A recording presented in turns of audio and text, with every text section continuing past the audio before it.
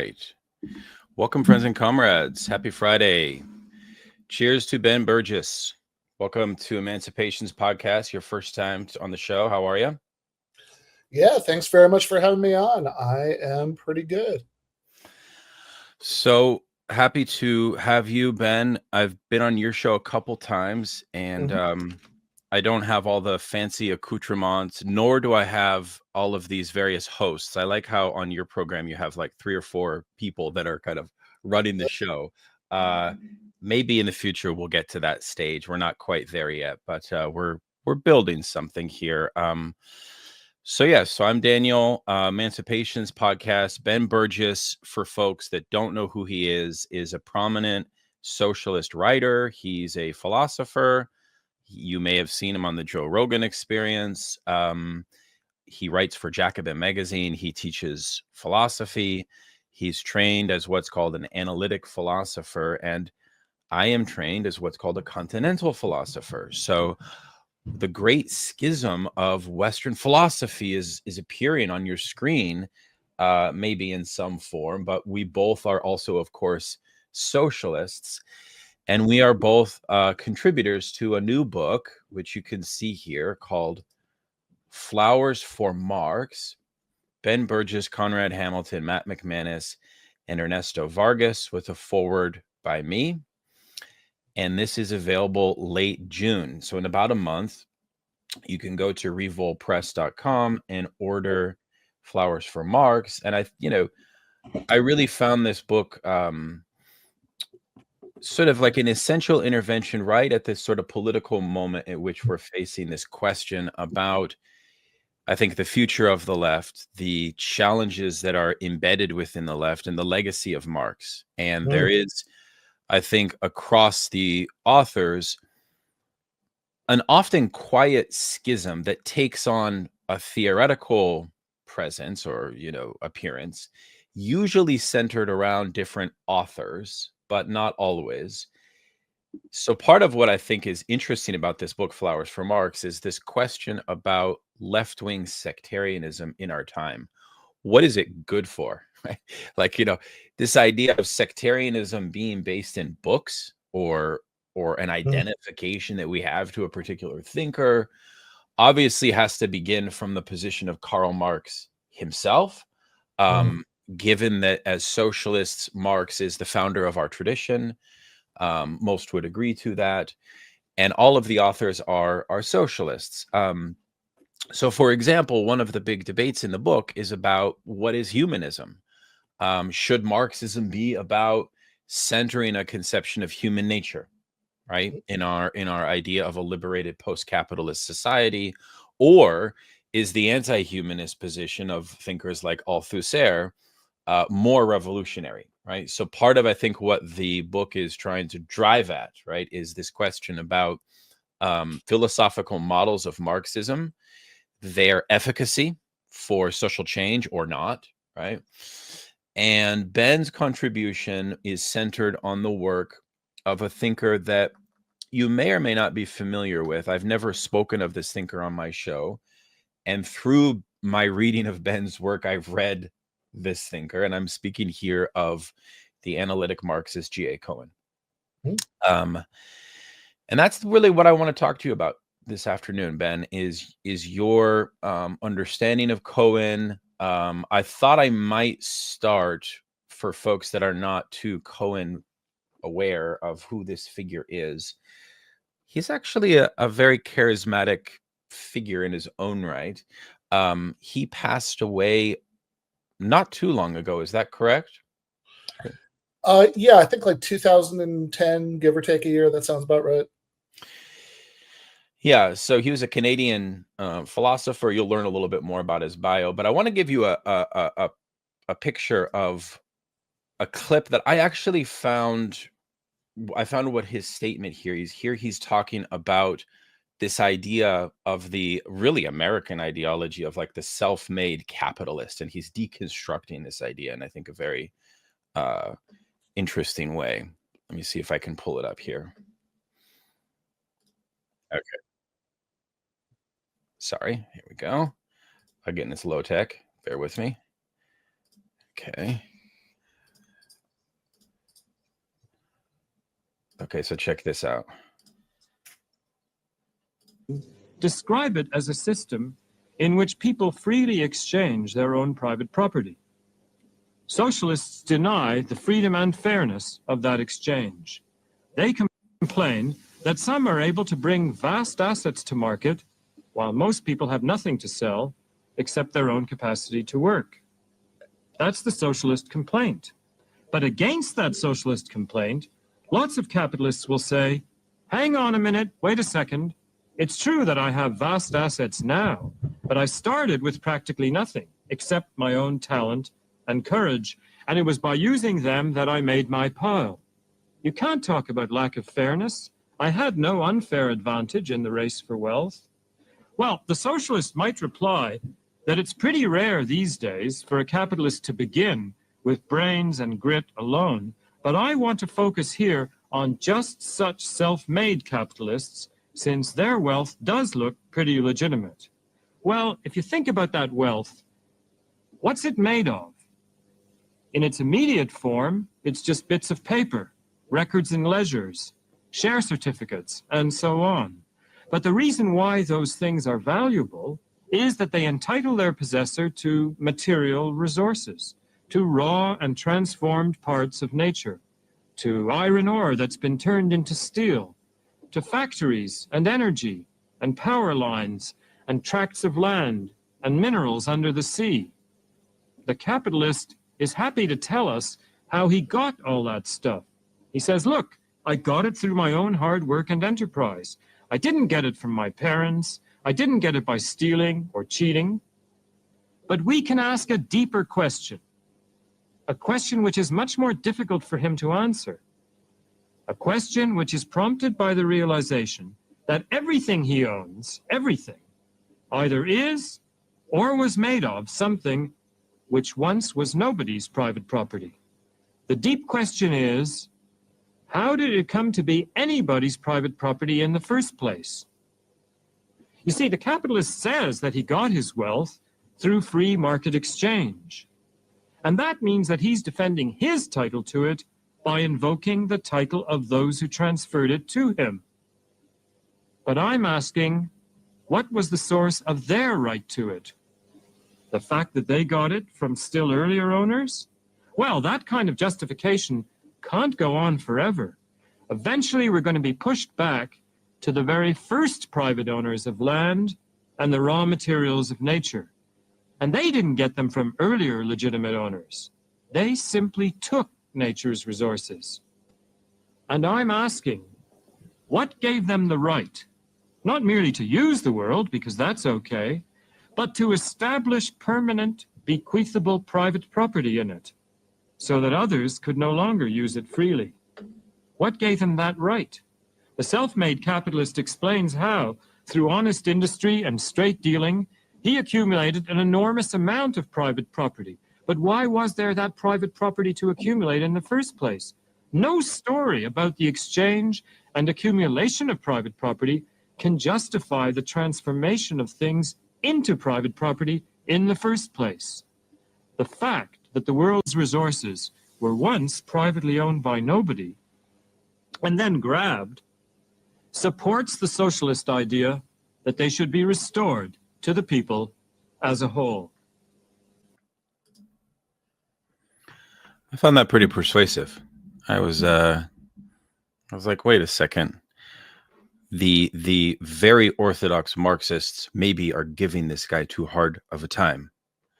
So Ben, tell us first, who is G.A Cohen? How did you learn about him? And why do you think that he is such an important figure to wrestle with? So G.A Cohen is somebody who I think is a really interesting combination of things that often don't go together. So he, for one thing, he is just at the most straightforward level. He was a pretty high profile and, pretty widely respected analytic philosopher. You'll see a lot of people who don't agree with his political and ideological views who will sort of praise him as, basically this, smart guy who made interesting arguments. and came out of Oxford, etc., all of that. But of course, he's also a lifelong committed socialist and Marxist. He is somebody and really lifelong. I mean, he grew up in the Canadian Communist Party. I mean, that's his original background. That a lot of his family were party members or fellow travelers. He went for at least his early schooling to a school in Montreal that is, since this is the sort of working class Jewish communist milieu that he grew up in Montreal. You'd have part of the day you'd have regular teachers who are brought in to teach regular subjects in French, I guess, and then part of the day was Yiddish language instruction in political subjects. So he has, I'm probably going to be butchering this, but he has a sort of funny thing at the beginning of one of his essays where he's looking back at his old report card for a class called Geschichte der Klassenkampf, which is history of class struggle, which he was pleased to report that he got a straight A-lif in, and that school was busted up by the Montreal police Red Squad. This would have been the 50s, I guess, at this point. And he then of course he went to regular schools afterwards, but he was still very involved in this kind of capital C communist sort of political milieu for a long time. Like many people from that background and generation, he later became disillusioned with the Soviet Union, but unlike many people who became disillusioned with the Soviet Union, he never gave up on the underlying socialist ideals, right? He never moved to the right. And meanwhile, he's somebody who then again, going to college, grad school, again, Oxford, was involved in, was studying analytic philosophy. His advisor at Oxford was this guy named Gilbert Ryle, who's a very very famous analytic philosopher. There's actually a very funny video that you can find on YouTube of Cohen at I think at a party, somebody was taking home videos in the 80s doing his Gilbert Ryle impression. Which is that is a concept which is different from an idea, which is distinct from a distinction. And, it's, I remember showing that video once to the late Michael Brooks and him telling me that it was a shame that Cohen was dead because he'd really like to have him on a show. And I think I saw a video of him and he started singing. Does that sound right? I think I've seen that video. I think he did that kind of stuff, right? He was very he did, yeah. Sort of a peculiar, almost comedic, but extremely, I don't know, sort of lighthearted, a very fun person to be around, let's say. No, definitely. I mean, this is like I said, this is the sort of odd combination of things, right? That he's somebody who spent much of his life in sort of elite British academic context, but comes from this Canadian working class Jewish communist background, and and a lot of times, I think this is actually what I was starting to say before my internet cut me off earlier. I really liked the video clip that you showed. I mean, I think that definitely shows sort of Cohen at his best, sort of earnest, argumentative side. But when I see that guy on YouTube, I'm primed to expect shtick, right? Because he was also shockingly funny for a philosopher, and was very often captured on video being funny, doing impressions. There are even university lectures that are that you can find on YouTube now that'll just start out with 5 or 10 minutes of him joking around about people who are there, explaining the difference between Canadians and Americans. Canadian is an American who says sorry. That's a common thing I always remember, which he immediately follows up by saying, "Oh, I shouldn't have said that. I'm sorry." and there's a lot of stuff like that, right? So this is part of that kind of odd combination of things that you get with Cohen, and it's definitely probably part of what's always appealed to the guy about me, right? So Yeah. I obviously details are enormously different, but I'm somebody who my academic background, as you were sort of alluding to earlier, is in analytic philosophy. But I've also I grew up in I grew up in the upper Midwest, in the Rust Belt, and that's definitely always informed a lot of how I see the world. I have like I don't know. I mean, grew up hearing stories about members of my extended family who were very involved in the UAW, etc. And I and I guess in my case in particular, you'd asked me earlier how I'd heard about him, and it's a little bit hard to pinpoint exactly, but like I can definitely tell you what kind of the significance of hearing about him was for me, because certainly in my own life,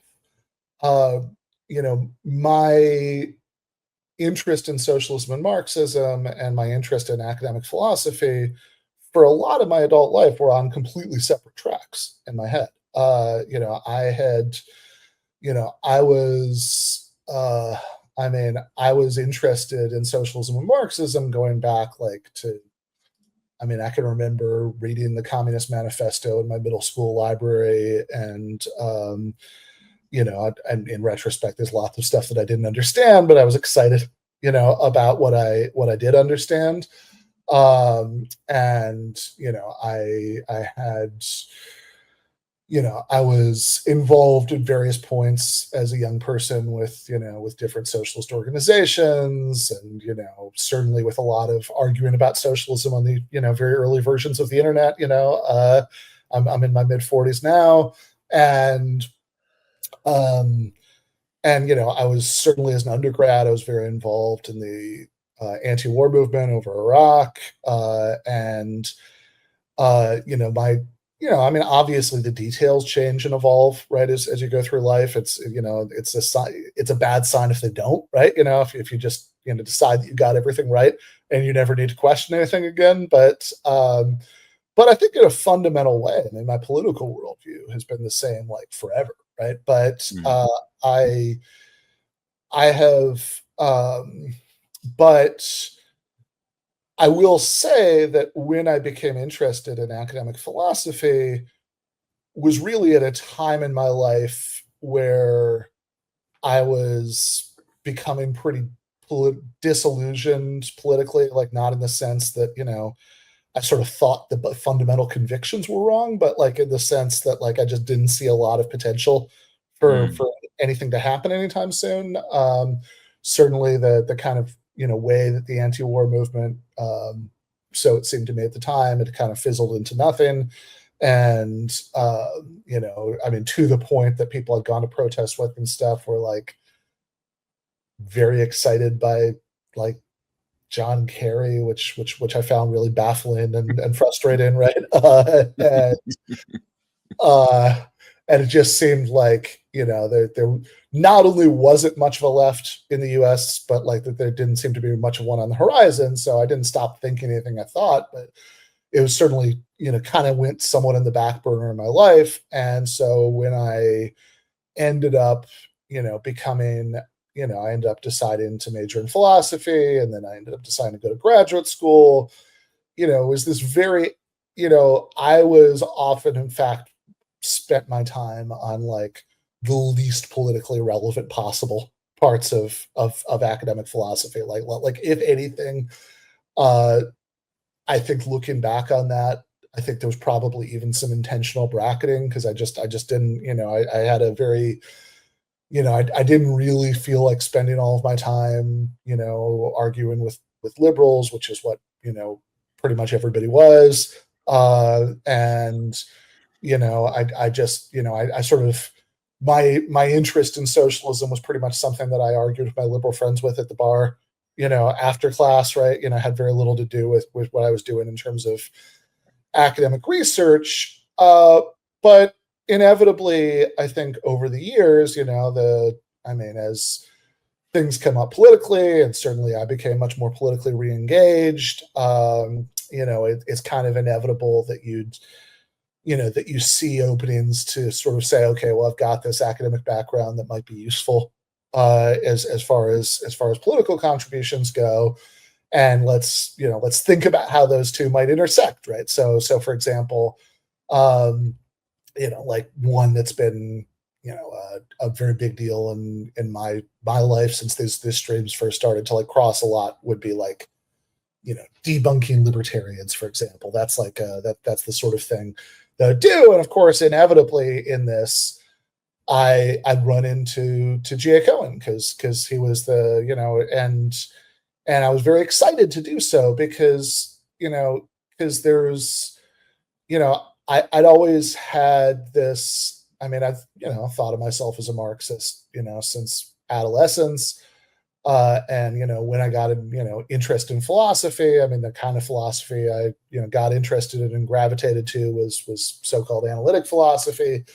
But I really, before reading Cohen, I really didn't have any models of how those two things could be combined with each other. And so I'm sure I kind of ran across references to him here and there long before I really started to look much into him. But like when I really started to read his stuff, I got very excited because here's somebody who's a very compelling writer, who's doing very like rigorous high level analytic philosophy, but who's doing it from a Marxist perspective, and who has a lot of things to say about socialism and Marxism that that I found very compelling and still do. I mean, I've got my criticisms. I'm sure we'll get to those right over the course of this discussion. But I have, but but it seemed to me, I guess, when I really started to find out more about this guy, that he was,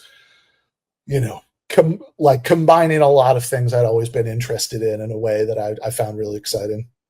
Cool. That thank you for that. That makes a good deal of sense to me. And of course, analytic philosophy is notoriously has a reputation for its main proponents.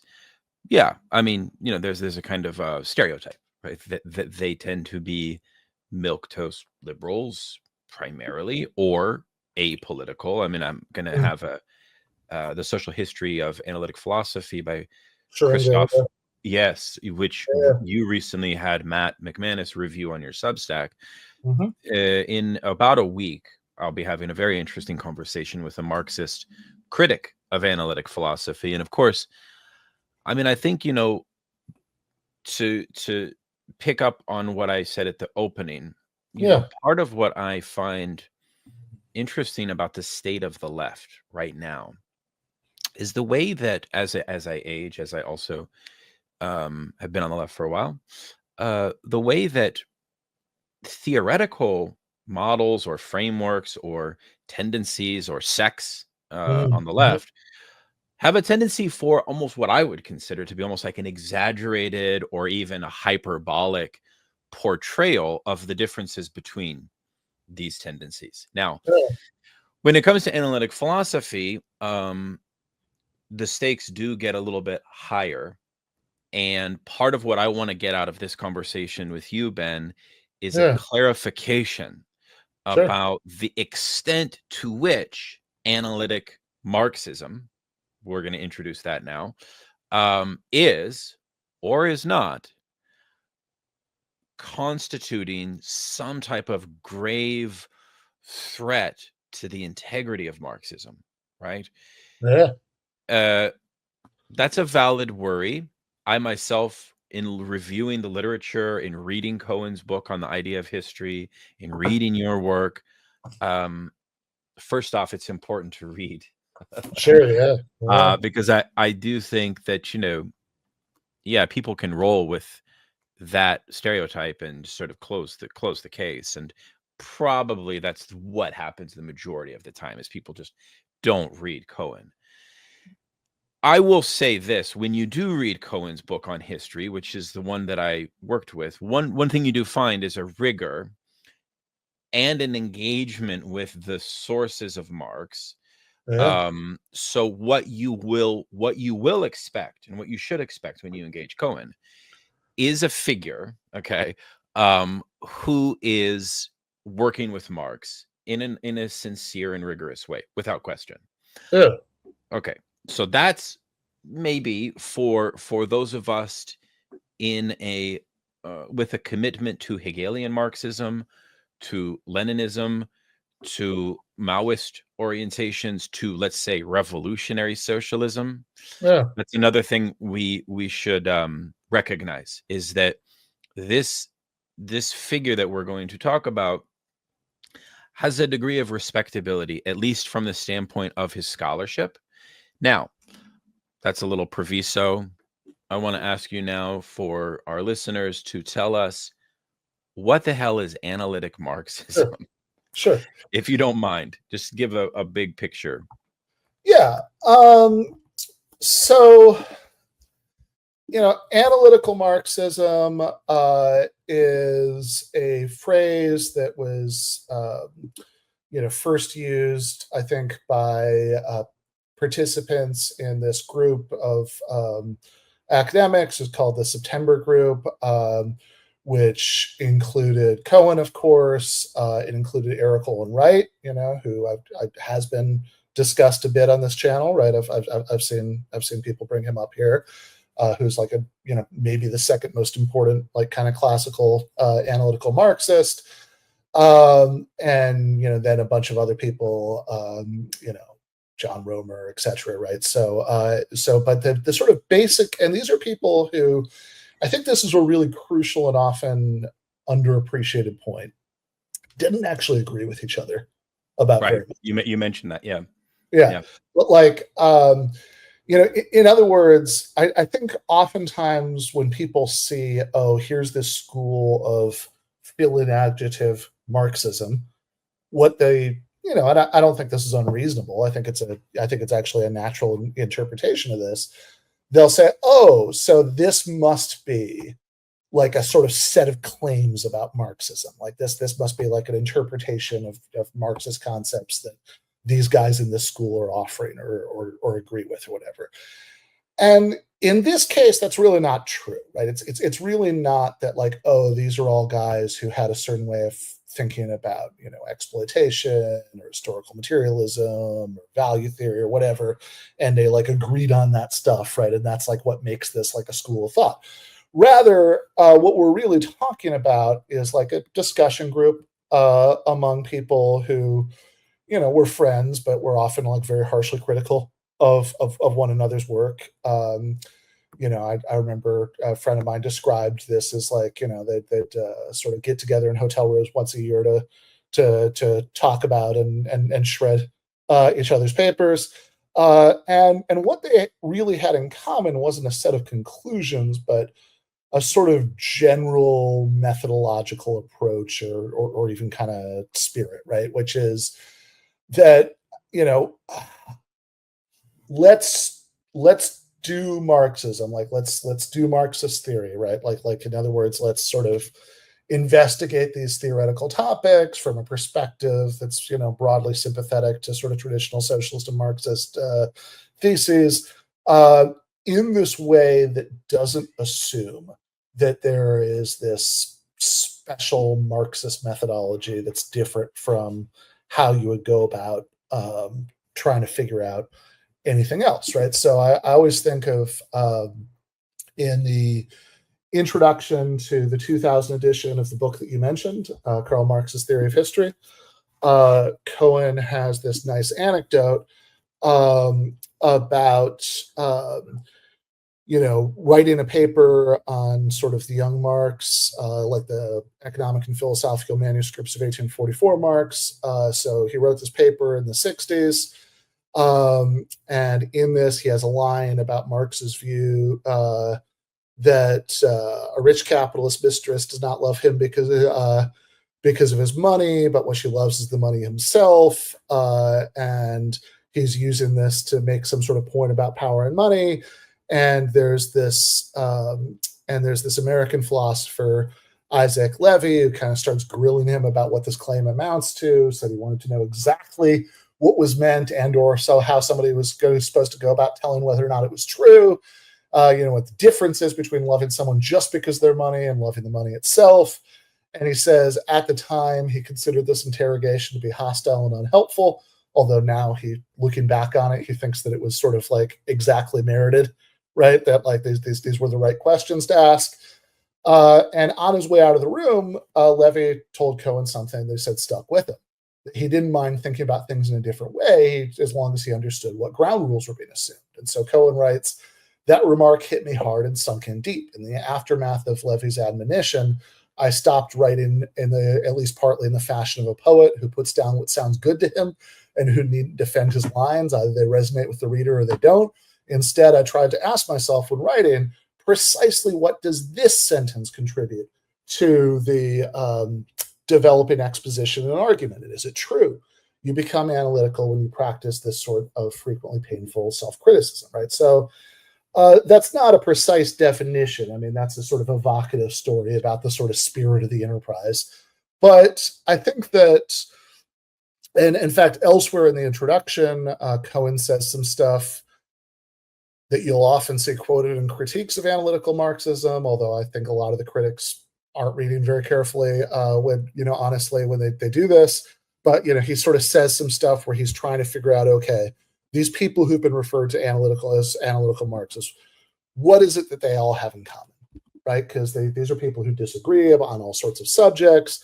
There are even methodological things they really disagree about, right? But what are the sort of common threads of what they're saying? And he says, well, we could talk about the sort of narrow sense of being analytical and a broad sense of being analytical. And the narrow sense, of course, only captures what some of these guys are up to. But the broad sense would capture what all of them are up to. So the narrow sense would be, well, one way that we can talk about analyzing things is that you're trying to break them down into their more basic components. So the most extreme sort of application of that to thinking about social science is what's called methodological individualism, which says that your explanation of, for example, class forces ultimately has to cash out in an explanation of like the particular motivations of particular individuals who are going to have to act in certain ways in order for your class analysis to make sense. Cohen, by the way, doesn't actually subscribe to that. If you read the rest of the book, he sort of says, he kind of has this argument that we don't need to, necessarily, like that's maybe more demanding than what we need to do. And he has analogies to other sciences and stuff to sort of say, no, we don't necessarily always need to be able to cash it out on that level.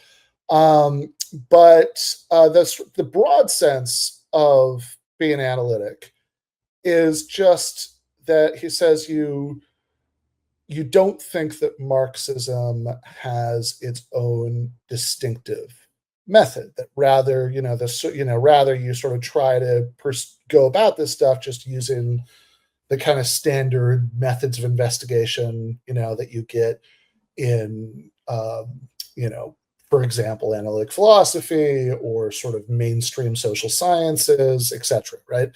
And this is often taken as, oh, look, Cohen or, these other analytical Marxist people, AM people don't like, dialectics. And I think there's a way in which that's true, but there's a way in which it's really not true, right? So I think that the way in which it's true is that they're all very skeptical of the idea that there's this thing called the dialectical method that adds up to an alternative way of trying to figure out what the truth is that would be different from just kind of examining the logical connections between premises and conclusions, examining the empirical evidence for premises and so on and so forth, all the boring stuff that, that you do, again, any other sort of philosophers or social scientists would do. I think that's true, right? They are all skeptical of that.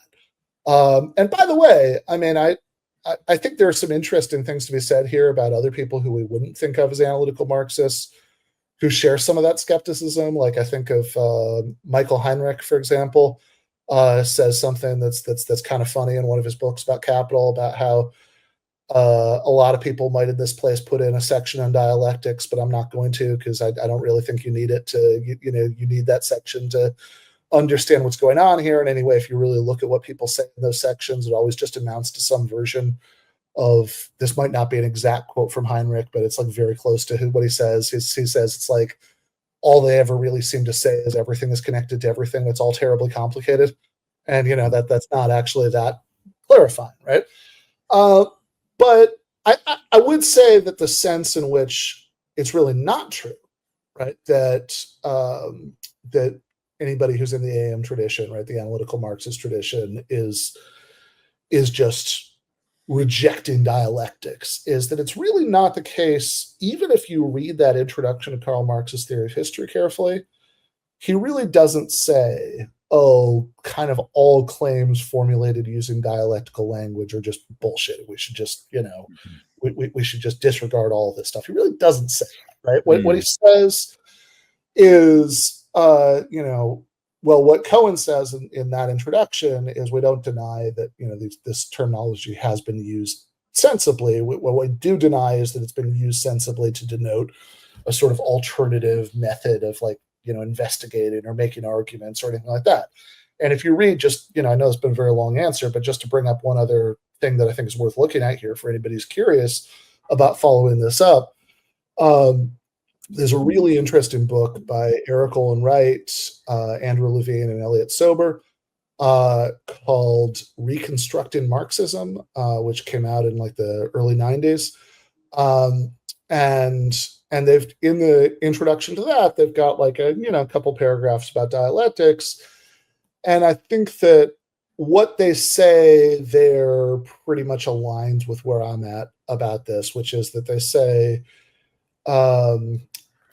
they kind of echo some of that same Cohenian skepticism about whether there's like a alternative method of finding out the truth, that, it's like, oh, we're going to sort of reject other ways of thinking about evidence and arguments as like bourgeois science or whatever, and like we're going to do this other thing instead.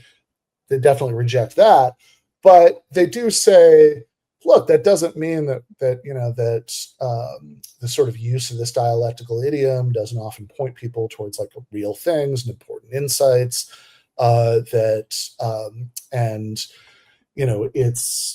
It's just they think that you need to be able to sort of cash out exactly what you mean when you use that terminology. So, for example, take the concept of a contradiction, not in the logical sense, but in the dialectical sense.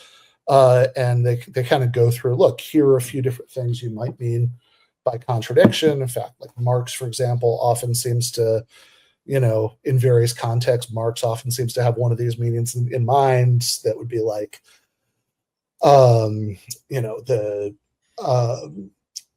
one of them might be, for example, a system having multiple conditions for reproducing itself over time that can't all be met, or, can only be met at the expense of each other, right?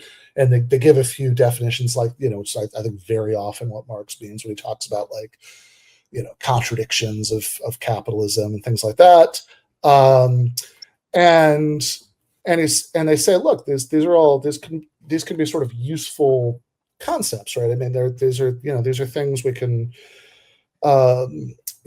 these are things that I think that we can get something out of. It's just that to ultimately explain what you mean, to be rigorous about this, you need to be able to cash this out in the language of sort of ordinary language of causes and effects and mechanisms, right? So I'd really strongly recommend, I mean, besides the book you mentioned, Karl Marx's Theory of History by Cohen, probably the other analytical Marxist book I'd most turn curious people into for a deep dive into that Reconstructing Marxism. And I should also mention one of my favorite continental Marxists, Vanessa Wills, wrote Marx's Ethical Vision. When she was on my show, we ended up having this like very long, unplanned back and forth about dialectical method that people could also check out if they're curious about that part. Hmm. Fabulous, Ben. Thanks. One of Cohen's sticking points that people often criticize him from the standpoint of what you call very orthodox Marxism. Yeah. Or let's just say the Marxist tradition more Yeah, generally. that's kind of my way of, it's like the way that, like, I don't know, I can remember like some bloggers, like maybe this is a little dated, would like sort of do this thing where they were making fun of people, where they'd do the same, very serious people with like, V and S and P Yeah, yeah, capitalized. It's kind of in that spirit, right? In yeah. the essay, when I'm like, okay, here are some things that people who are sort of see themselves as super Marxist and like dislike Cohen on those grounds. Here are some things they always, they often criticize him for. Right. So let's dig into the sort of stakes of the argument, because in 1859, Marx wrote that it's not the consciousness of men that determines their being, but on the contrary, it is their social being that determines their consciousness. And here we have a sentence which contains a dialectical impulse, right? For any Marxist practice, it's implied. And so one argument that people have waged against Cohen, and I can see this when I read his book on history, Sure. is that Cohen puts forward a kind of dichotomy in his understanding of the productive forces versus social relations that does not consistently, and this is sort of a debate about the evolution of his thought, remain committed to something like the determination of one and the other. And this is famously expressed, and I want your take on this, because maybe you could help clarify what may be a misinterpretation of Cohen. This is usually expressed by the claim that Cohen fetishizes technological advancements, as the kind of rationale for a theory of the revolutionizing of society, on the one hand. On the other hand, because he has eschewed dialectics, there's also a worry that what is really happening here is a sort of movement away from an understanding of how we might clearly develop socialism amongst the class. And that's actually a real question, in the sense that what is at the background, as I understand it, of this idea that Marxism should not be a method. What does that mean? What it means is that the errors of former socialisms is bound up with the fact that former socialisms, and here I think Stalinism is probably the culprit in his eyes, is found in the way that they tried to develop socialism as an ethos or as a culture, as opposed to Cohen's preferred method, his preferred approach, which would be to not develop a kind of culture of the working class or a worldview of Welt. Very opposed to this idea that socialism should be about the construction of a Weltanschauung. He would be, I think, deeply opposed to that. What I wonder about, and what I find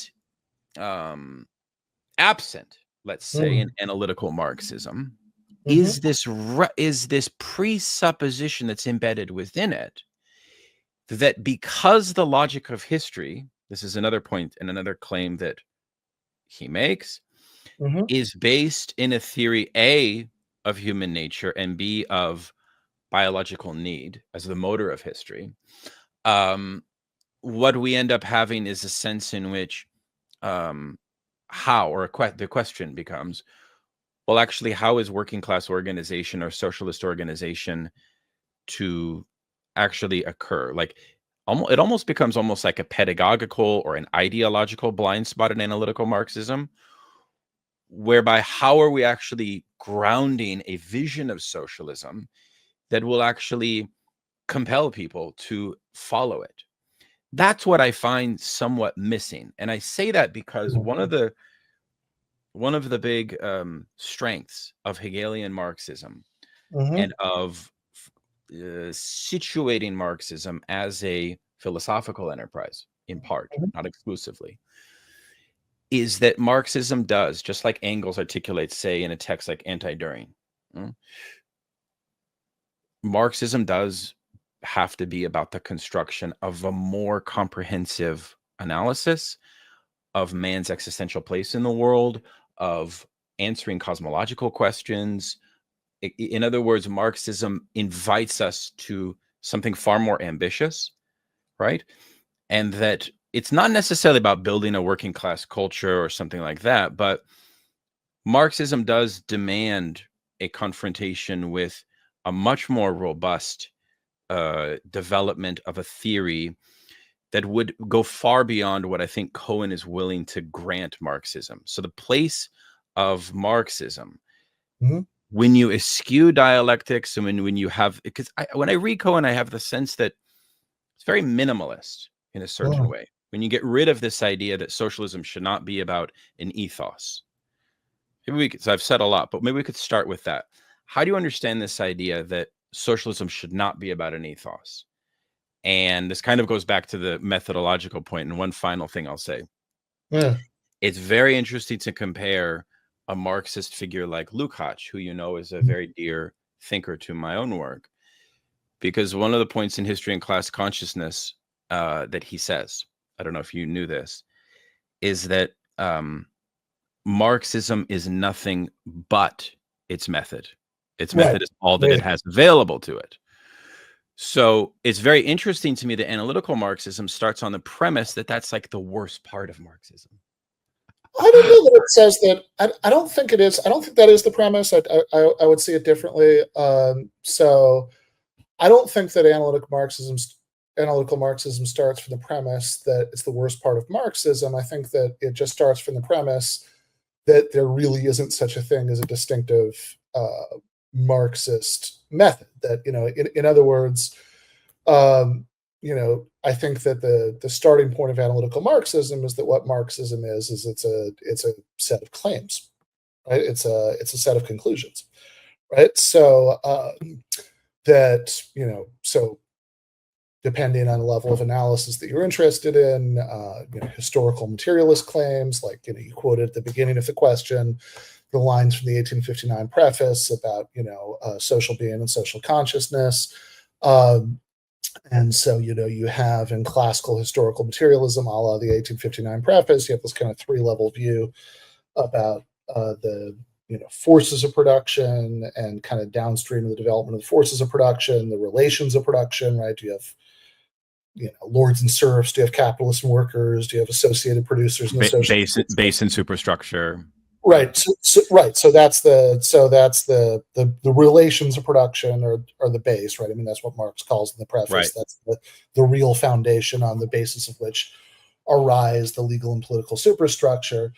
And so that like what I just gave in that example, right? Yeah. Like that's that is a set of claims about society and history, right? So if you really take the Lukács thing seriously, like that, that particular claim from Lukács that you just quoted seriously, you could in principle be a Marxist and reject all of that, right? That they that you could say, okay, what Marxism is essentially is a method, and it turns out that by further application of the method that we just realized that none of these previous conclusions were true, right? Here are brand new conclusions that we're going to have instead, but it's still Marxist because it was generated by a Marxist method, right? Whereas the sort of core analytical Marxist point would be, no, Marxism is a set of claims about the world, about how history works, about how society works, about how you go from having one kind of society at one time to another kind of society at another time, claims that could, of course, be highly relevant to figuring out how to, get beyond, capitalism and advance to socialism. But these claims have to be examined and tested the way that any claims would be in any field. That we see. Okay, well, are there factual premises? If so, are they supported by good evidence? do those premises give us good logical reasons to believe the conclusion? Are there ways that you could make sense of the premises without the conclusions, the better ways, right? And so certainly, and this is just me speaking for myself. I'm not necessarily claiming, that although I suspect that Cohen, for example, would agree with this, right? I would say that, like when I read Capital, for example, right? I mean, I've spent a lot of the last few years teaching Capital classes. You were a guest lecturer in one of those. It doesn't seem to me that for the most part, I mean, I know there are people who sort of say, okay, if you read like, the science of logic or the phenomenology of spirit just before you read Capital, you'll notice all these like really interesting structural analogies between them. And I get that, right? But like, it seems to me that if like whenever Marx actually makes a claim in Capital, he is actually making just pretty straightforward arguments that of structurally of the kind that anybody would make to support those claims, right? He'll say like, okay, well, what's the, I mean, going back to like chapter 1, right? Like if there are these exchange ratios and there has to be something underlying it, but it can't be this, it can't be that, because those don't make sense. Here's something to be inconsistent about saying that, right? So I think the best explanation, right, is this thing about universal labor.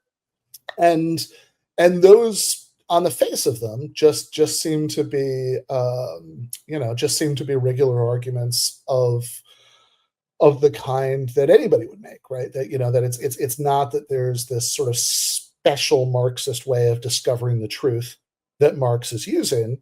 It's that whatever sort of Hegelian influence there is on the structure of what he's saying or on the language that he uses, it's ultimately the case that he's making claims and backing them up with evidence and arguments in the way that anybody does, right? And that's that's what we should do too, right? I mean, that's the claim. And I do just want to touch on you also said a couple things in your question about like this idea of an ethos or larger worldview, and I just want to make sure that we're separating out on a couple things, right? So one is like you could mean ethos in terms of like working class culture or sort of like solidaristic spirit or things like that, and that's actually something Cohen's very concerned with, sees as extremely important. And I mean, I think he kind of in some of his late work, he sort of takes that in a direction that I disagree with. Well, I'm sure we'll get to that. Is that right? Because that was actually one question I had here, which is my understanding, and I see this in Chibber as well. Yeah, is what is put in the place of the development of a socialist ethos, because you got to remember that if you look at the history of the workers' movement, like I was having this debate with Mikhail Heinrich with an organization he used to be a part of called Class Unity. He was a guest speaker. And he said, it used to be in the Second International, if you were part of the SPD in Germany, you would have a workers' lunch hall, and behind you would be huge portraits of Engels and Marx and Kautsky, right? Yeah. And he's like, 21st century socialism needs to completely abandon this type of worldview Marxism, right? Well, if that's what you mean by worldview Marxism. Well, hold on. I'm not totally finished. Okay. And okay, so that's an interesting point from Heinrich. But what I see often from the analytical Marxists is that they think, and correct me if you see it differently, that the sheer force of economic interest on behalf of a kind of understanding of the position in the economic structure of the worker kind of provides a sufficient means for solidaristic activity. Okay. And my conception, my conception is that this is not adequate, and that in fact that itself is operating on a fairly reductive rational choice model of interest, which is actually quite anathema and foreign to Marxism, in fact. So please correct me if you see it differently. I definitely do see it differently. And so, so I think that the entire point of okay, so this is not Cohen, this is Vivek Chibber, but I'm very happy to talk about him too. I actually think he's probably the most interesting sort of contemporary. I mean, like Analytical Marxist. He's yeah, yeah. Like, technically. not that he'd use the term exactly because he didn't come out of but whatever. Like I would call him that, right? Like I think a lot of I think he's the sort of most interesting contemporary Marxist working in that vein, right?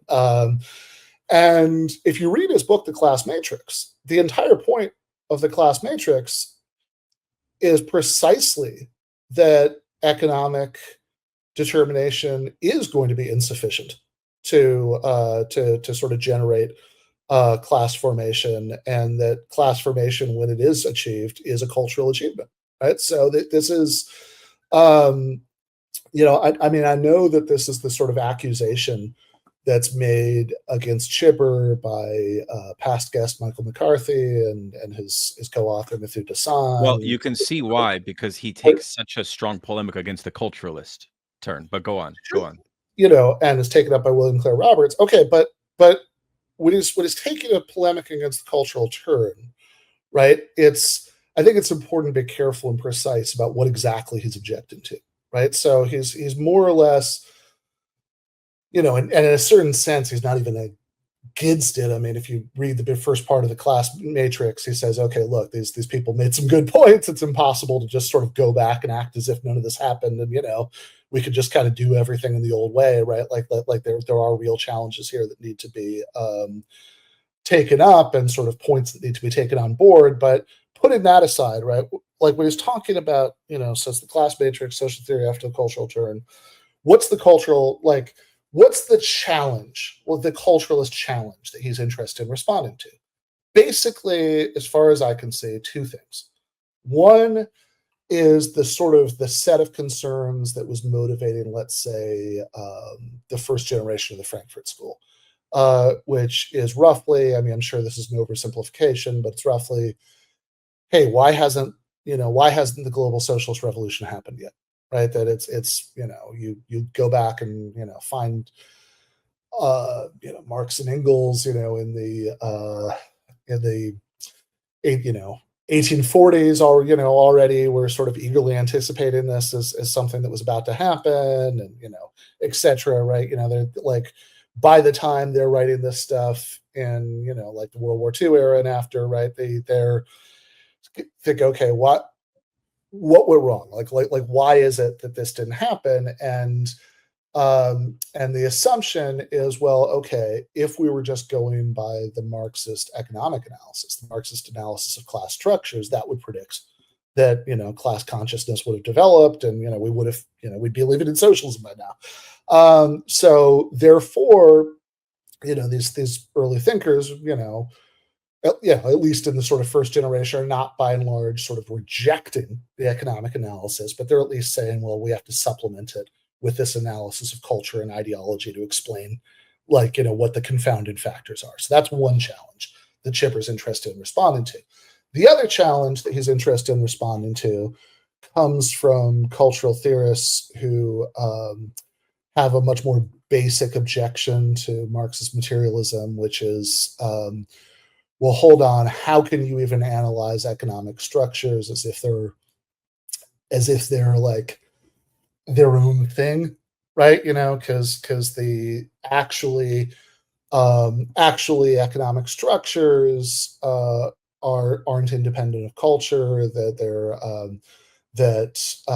they're culturally contingent things in their own ways, that after all, to sort of even enter into an economic structure, you have to have sort of absorbed all these cultural scripts about how to interact with each other, right? So that one, the first one, is a sort of concern within Marxism that's like, okay, maybe like orthodox Marxism needs to be supplemented with the stuff about culture and ideology to explain what's going on. And the second is a sort of much more basic worry about, like, okay, does it even make sense to say that we can have a materialist analysis of these economic structures that doesn't bring in culture from the outset?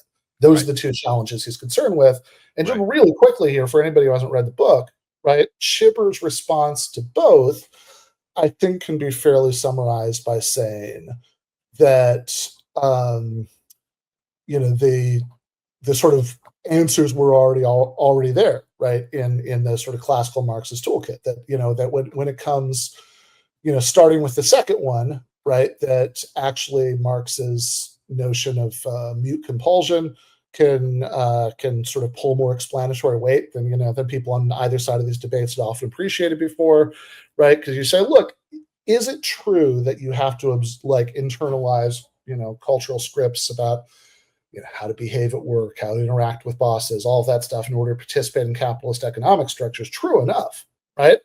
But he says, yeah, but so this means that there is a certain sense in which like that kind of culture, right? Those bits of culture, at least, are prior to these economic interactions, but these are very different from other kinds of cultural structures that, like church structures, or even if you think about things like gender roles, or etc.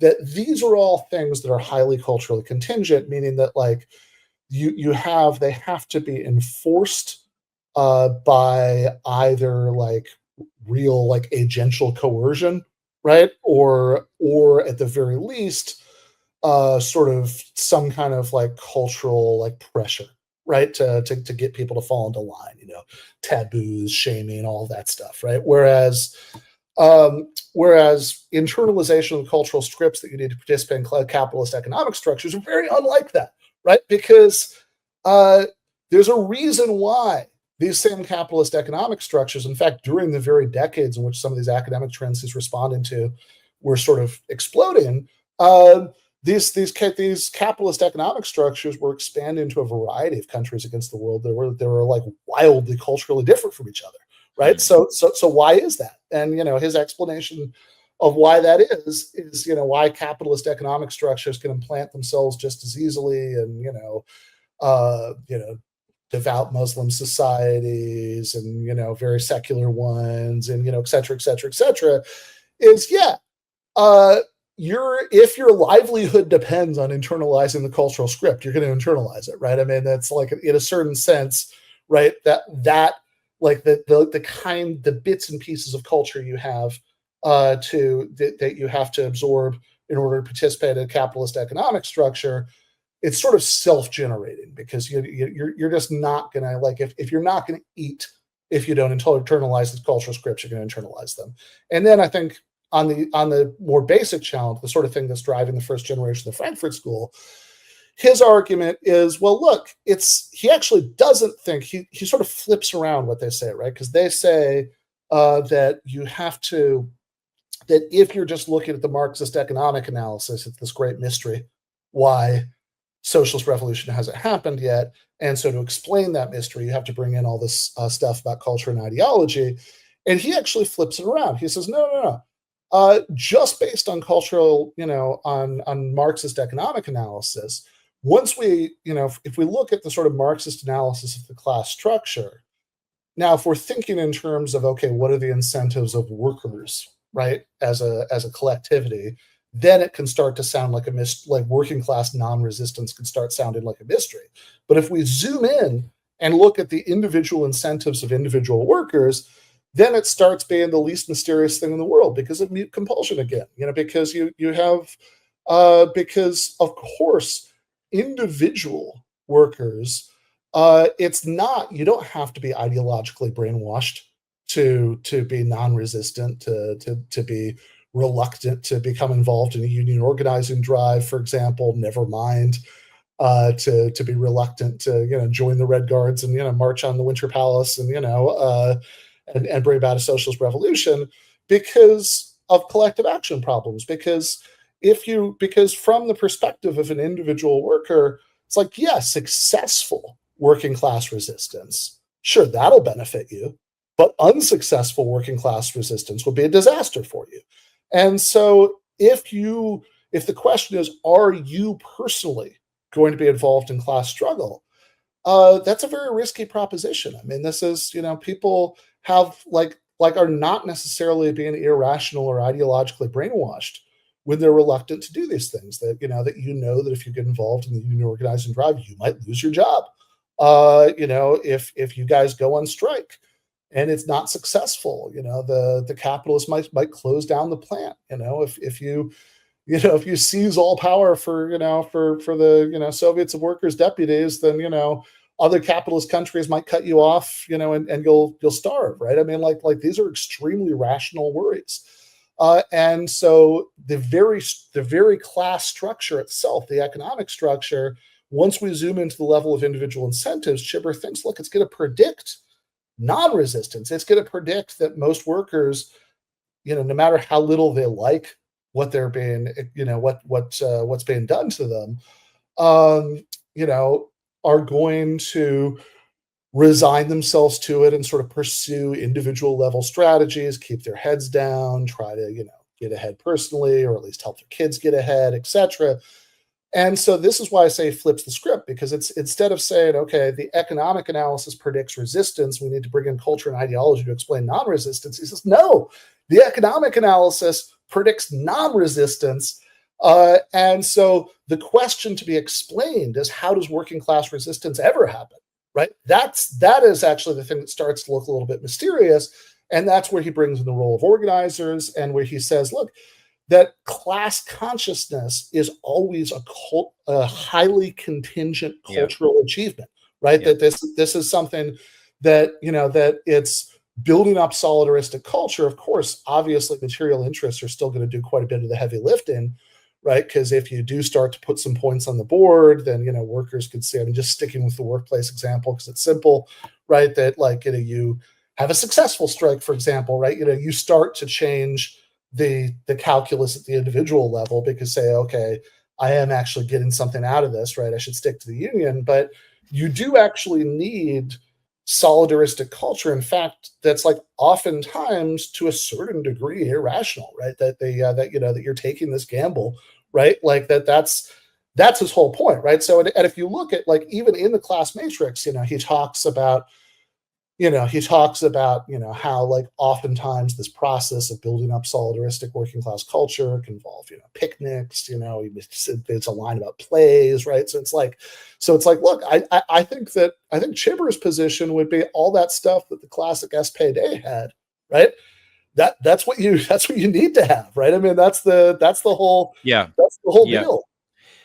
Yeah. I mean, that's where I would probably coincide with Chibber's analysis. I mean, I think part of the image that Chibber has developed for himself on the contemporary left is as a sort of pugilistic force against a perceived vulgarization of left-wing identity politics, or a kind of infantile radicalism that he perceives as too academic or too much of an expression of a petty bourgeois position.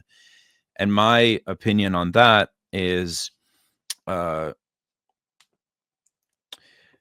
evolving, in the sense that I feel that there is a certain way in which we shoot ourselves in the foot when we engage in the Catherine Liu Chibber style polemics against the left, and we end up risking coming off as primarily critics of a left which doesn't exist. And what I mean by that is that I've noticed that, sure, the left had a historical foothold of a profound power, and that power was strategic, it was really moral in some cases, and it was intellectual, right? And there has been a deterioration, there's been a regression, there's been a loss. But if we don't have the self-criticism that loss also means that you end up sort of fighting a boogeyman that may be non-existent on the one hand. On the other hand, I'm more interested in converting the left intelligentsia to a project of a class-centered politics than punishing them over and over and over again.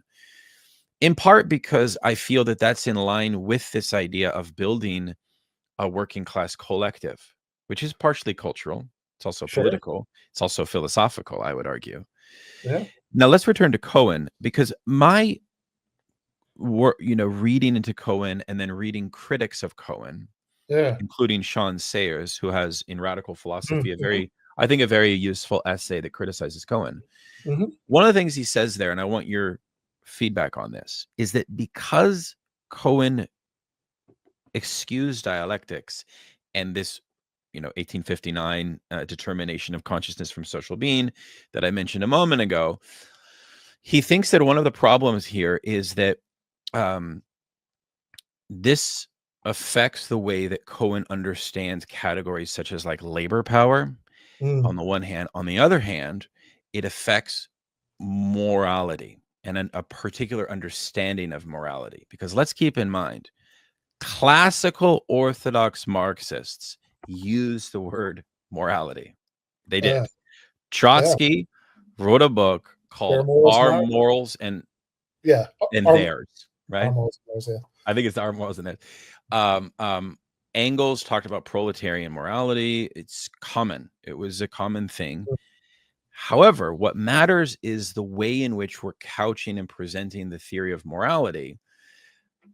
I think it matters philosophically because the way that Bernstein would talk about morality was based on a kind of Kantian conception of morals that ultimately, if you actually look at the history of the Second International and you look at the revisionist controversy, what you find actually, what was happening in this instance, in the case of Bernstein, and I know that like McManus loves Bernstein, and that's a whole other question, but let's use it as an example. There was for sure a way that morality is used to effectively align the socialist movement and the workers' movement with status quo liberalism, because its conception of the higher ideal of socialism is grounded in a naive idea of humanism, of the human, and so on.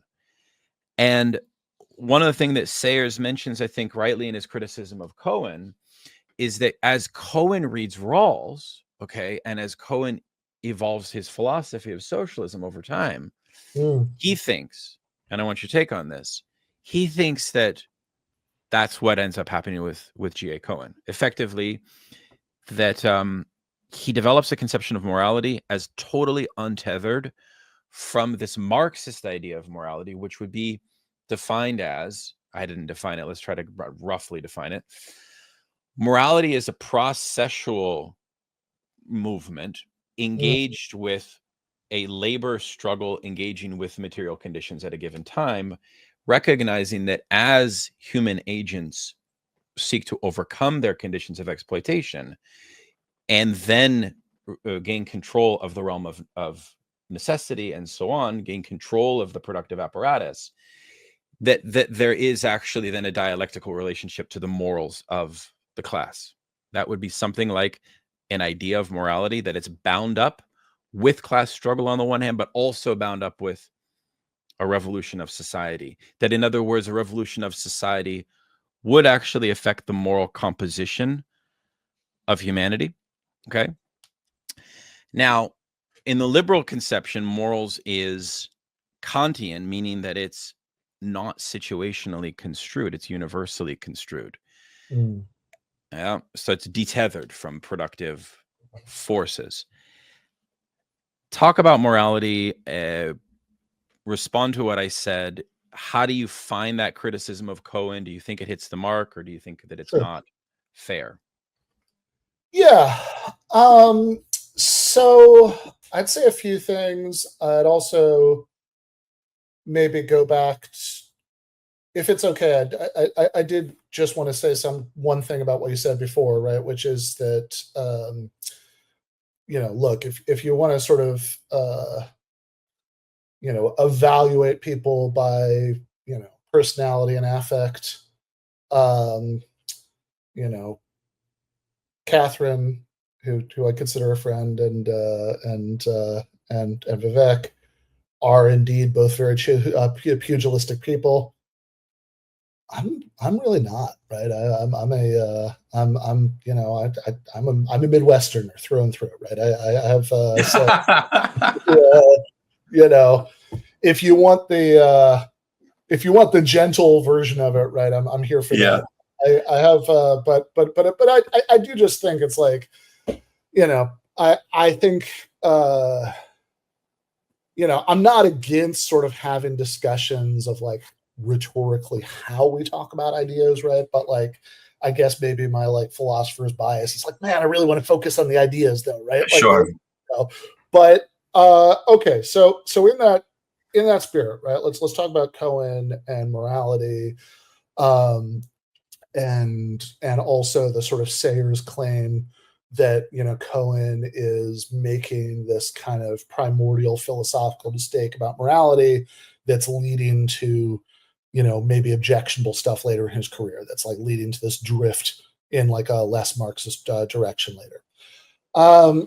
So one thing I would just point out, right, is that what you just gave was like a set of claims about sort of how morality is related to history or historical processes, which may or might not be right, but that's not exactly the same as like a claim about like the content of morality, right? Like in other words, that like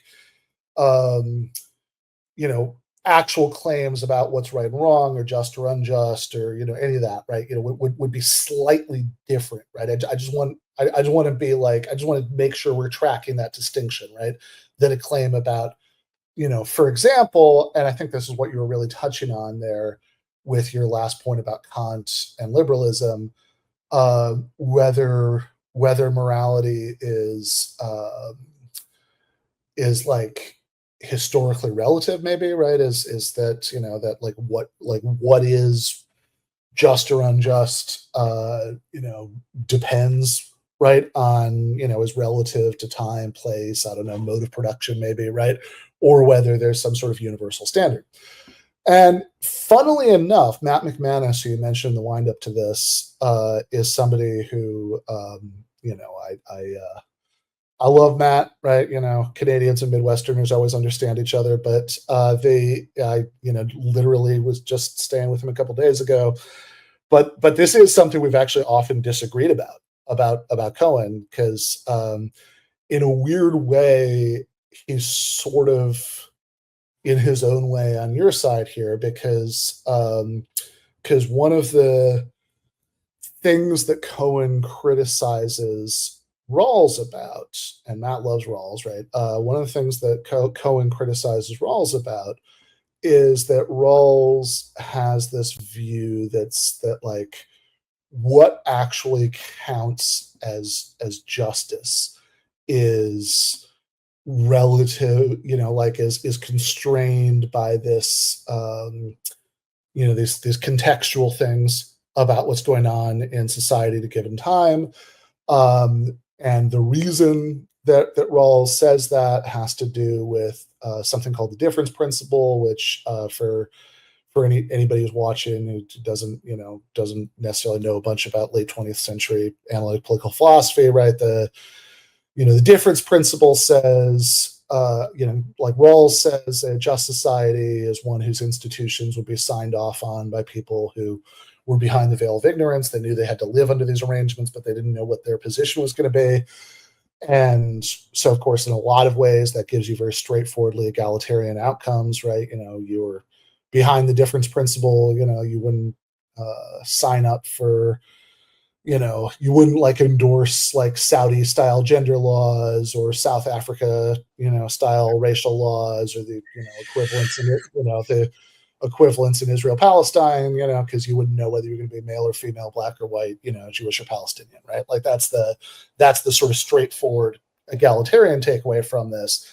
And so as you're kind of nodding along to all this, you might think, okay, so the economic equivalent is going to be, we want there to be, as much economic equality as possible, right? Same rationale. But then Rawls makes this move where he says, not necessarily, right? Because, or at least not entirely, because Rawls says that, so what Rawls's difference principle says is that some economic inequalities might be okay if they pass a couple of tests. And one of the tests that they have to pass is that they have to work out to the benefit of the worst off. So, in other words, if society A is less equal than society B, in order to choose society A behind the veil of ignorance, it would have to be the case that, the short end of the stick in society A is still longer than any of the society B sticks, right? That's the idea of the difference principle. And Cohen objects to this, not because he says, like, Cohen's objection to this is not necessarily that he denies that there could be trade-offs between strict equality and, economic efficiency, say, right? Which is actually, in a certain sense, Marx in the Critique of the Gotha program is like endorsing such a trade-off, right? Like Marx says that in the lower stage of a communist society, as it comes out of capitalism, we're going to have to continue to tie compensation, in Marx's conception, it's like non-monetary, but we're going to have to tie consumption, right, to labor contributions. And Marx has this interesting couple of paragraphs there where he kind of acknowledges that there's something that's he doesn't use the word unjust, but I think it would be kind of fair to gloss to what he's saying is that, right, that there's something that's a bit objectionable about doing so, that, says, because after all, we're either, anytime you're tying consumption to work contributions, you're either rewarding intensity or duration, right, or skill, and in all cases, these are things that people don't necessarily choose. Some people, through no fault of their own, aren't able to work as hard or as long. And anyway, some people have needs that other people don't have, right? One worker might have a family, another doesn't, etc. But Marx says, yeah, these are sort of inevitable imperfections, because at this stage you'd have to be building up the new communist economy, and you sort of have to live with this for the purpose. But then we graduate to the higher phase of communism, where we can dispense with all that, right? Where we can move beyond some of these imperfections and move to the standard, from each to each, right? And so, and similarly, Cohen, if you read his last book, it actually was published, I think it was like at the printer when he died, or certainly it was on its way to publication, when he died. So it ended up being published very slightly posthumously. Why Not Socialism? In there, he sort of says, look, given, logistical problems, whatever, the sort of like super egalitarian, totally marketless socialism that I want, right? That he's defending in that book as his highest ideal. He says, look, maybe we don't know how to implement that right now. If so, here are some less satisfying models of socialism we could have right now. But he at least wants that sort of, really deeply egalitarian, totally marketless socialism to sort of remain as our North Star that we try to get as close to as we can at a given time. And so Cohen's disagreement with Rawls is not necessarily that Rawls sort of accepts trade-offs between economic efficiency and equality, but that he objects to Rawls saying that there's nothing unjust about inequality that satisfies the difference principle. And Cohen says, no, there is something unjust about it. And it's really important to keep that in mind, because we want to track that there is a degree of even if overall it's a trade worth accepting at a given point in history, we want to track that in that trade, what we're trading away, right? We're accepting a certain degree of injustice, and we want to keep our eye on that so we can get rid of that later when we can. And so the objection that, I think Sayers, you'd mentioned, I hadn't previously read his article, but you mentioned it when we were emailing this morning, and I took a very quick glance at it. Certainly I've seen other people make, actually, that I've heard Matt make, right, about Cohen on this point. So he says, wait a second. So you, Cohen, think there's this like trans-historical standard of justice.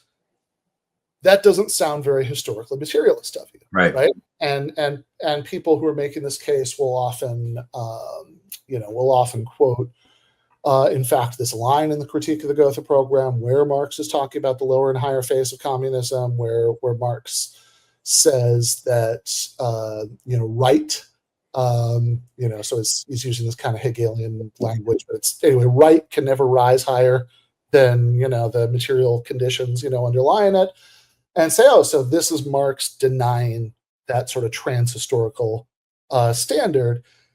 And I realize this is a complicated bundle of subjects, so I'm just going to try to like really quickly lay out my own position on all this, and then throw back to you. But but my own view on all of this is that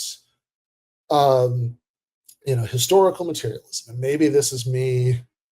You sort of said Cohen, reading Cohen, it often feels very minimalistic, and maybe you'd have the same kind of feeling about how I would think about this that you have about Cohen, right? But, my view about historical materialism is that, at least read in any sort of remotely plausible way, it's not really supposed to be a grand theory of life, the universe, and everything, right? It's supposed to be a theory of, hey, why is it that we have a certain kind of society now, and we had a very different one 1,000 years ago, and we had a very different kind of society 10,000 years before that, right? Like, why is it that we have a society with workers and capitalists and sort of liberal democratic forms of government now, and 1,000 years ago, most of our ancestors were serfs, right? And they had that kind of society, and 10,000 years ago, most of them were primitive communist hunter-gatherers, right? And they had that, right? Like, what accounts for these changes, right? That this sort of rise and fall of these different modes of social organization over the course of history. And, so I kind of sketched out earlier, and I won't repeat it, like a sort of straightforward understanding of that kind of three-level, forces, relations, superstructure view earlier. But, like when Marx talks about a superstructure, he's talking about a legal and political superstructure. And, certainly, when you get to that line about social being and social consciousness, sometimes it seems to me, right, some Marxists, and I know I'm kind of doing the thing you were gently ripping me for earlier and kind of being a little vague about the target here, right, but it seems to me that a view I've run into in a lot of different places in a lot of different ways before, right, is that some Marxists will sort of look at that and they'll kind of read this kind of grand metaphysical claims about the universe into it, about like what the relationship is between human thought and material reality. These like big questions about metaphysics and philosophy of mind and all that stuff. But it seems to me that in the context of those paragraphs in the 1859 preface, what Marx is saying when he says, because remember, he doesn't say, and I realize Engels sometimes does say things like this, right? So I think that there's certainly, that's certainly as good a classical Marxist source as you could find. So I'm not claiming that this kind of idea is like alien to the classical Marxist traditions. Clearly not, right? But Marx in the 1859 preface doesn't say all art, philosophy, religion, politics, etc., right, just reflects what's going on with relations of production. He doesn't say that. What he says is, when he's sort of expanding that thought about social consciousness, he says the artistic, philosophical, political, religious ways in which people become conscious of this conflict, right? And that seems like a really important difference to me, right? Like that there's a difference between saying all art, all philosophy, all religion is nothing but like one big reflection, right, of what's going on with relations of production, and saying that class conflict, what's going on with relations of production, is reflected in these things, that these are areas in which people become aware of them, right? That I think that you don't have to be, I think you can understand the first place without being grandiose and reductive about it. And so it really seems to me, my, at least minimalistic reading of that line about social being and social consciousness has always been look, what Marx is saying when he's saying that social being determines social consciousness, not the other way around, right, is that the sort of ideological bullshit that people come up with to rationalize modes of production isn't what causes that mode of production to exist in the first place, right? John Locke didn't invent capitalism, right? He's just provided an ideological rationale for how it comes into existence in the first place, and it's a substantive claim, right?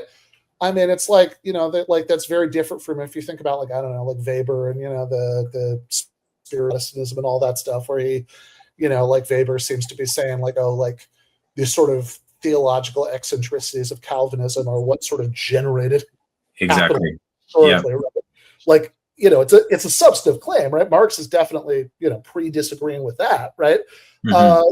But I don't think it's like a sort of sweeping claim about how everything that's going on the sort of culture and ideological level just reflects what's going on with the relations of production. And the very last point about this, I would just say, if you think back to that whole discussion in the Critique of the Goethe program about higher and lower phases of communism, it's like, look, if you're saying right can't rise higher than the material conditions, well, you're making like built into that as a judgment about what's higher and lower, right? So it seems to me that you actually need some kind of, however implicit. I mean, Marx is certainly not doing moral philosophy. He has more than enough on his plate with like understanding capitalism and developing historical materialism and all of this stuff, right? But like, so however implicit it is, there's got to be some kind of trans-historical yardstick, or else I can't even make sense of this. Why not just say,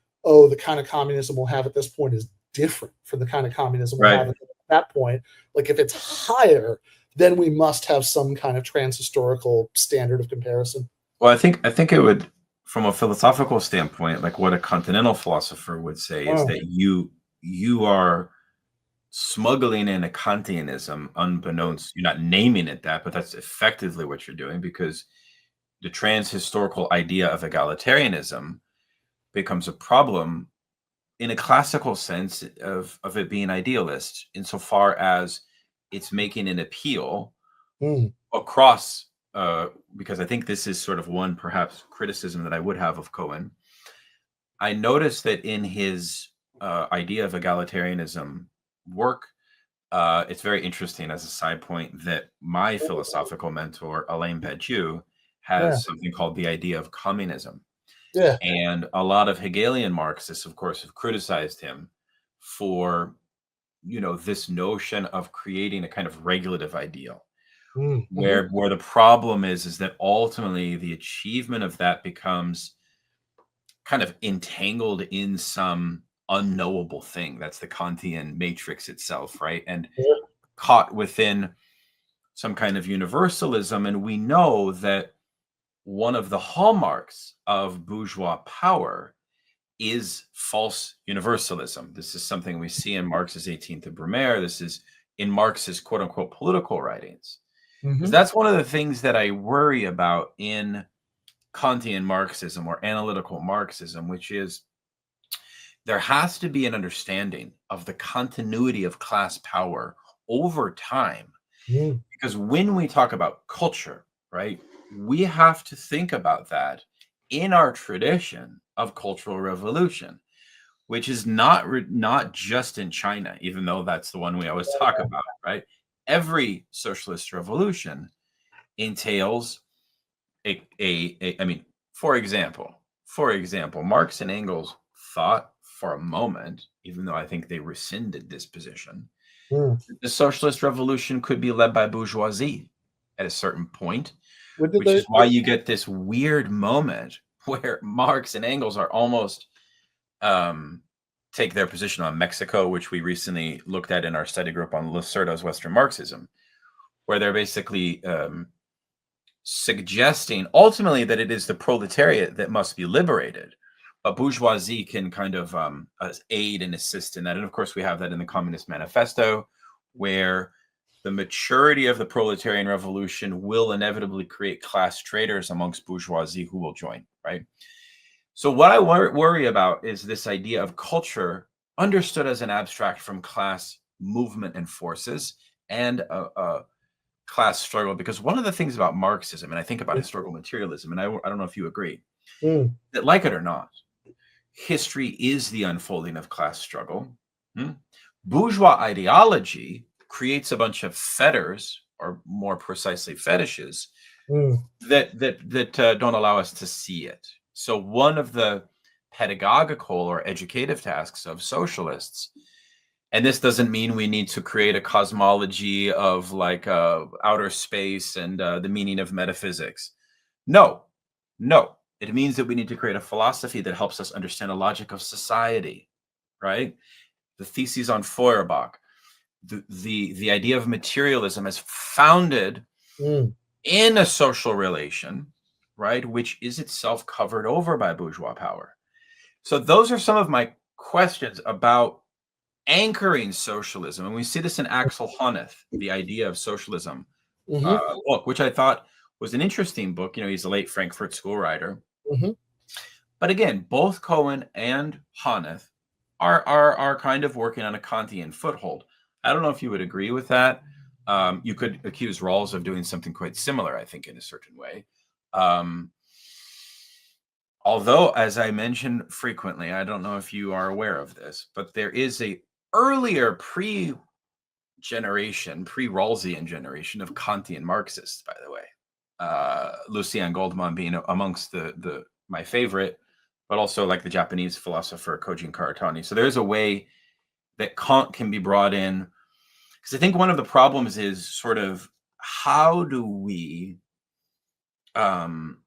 contest liberal philosophy in a certain way. And I want to kind of go back to that if we could. Sure. How does Cohen help you? Because I know that, and this is one thing I love about you, you call out liberals like on the daily. That's sort of one of your merits as a person on the left.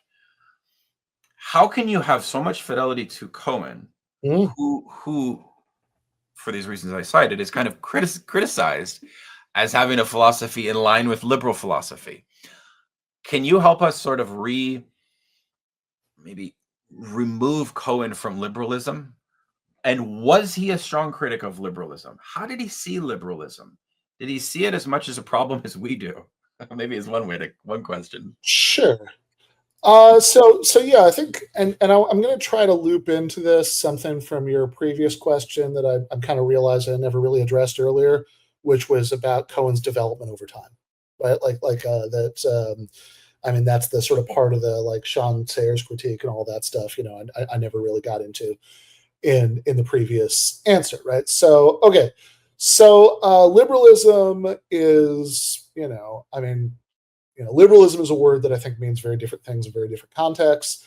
It's one of those political words that's sort of used to mean a lot of things, and I think it's like oftentimes, I guess maybe the analytic philosopher in me wants to like disambiguate like carefully. Okay, like, do you mean this? Do you mean that? Right? But I think that as far as Cohen's relationship to liberalism goes, I mean, look, I think he certainly saw the critique of Rawls, which was like a good part of like what he was doing in like the last like decade of his life in particular, right? Like I think he saw that as like, oh, here's, I'm sort of fighting against this like kind of like milquetoast liberal way of understanding justice in favor of this more radical egalitarianism. Like, I mean, whether you agree with his characterization of it or not, I mean, I think that's definitely Cohen's self-understanding.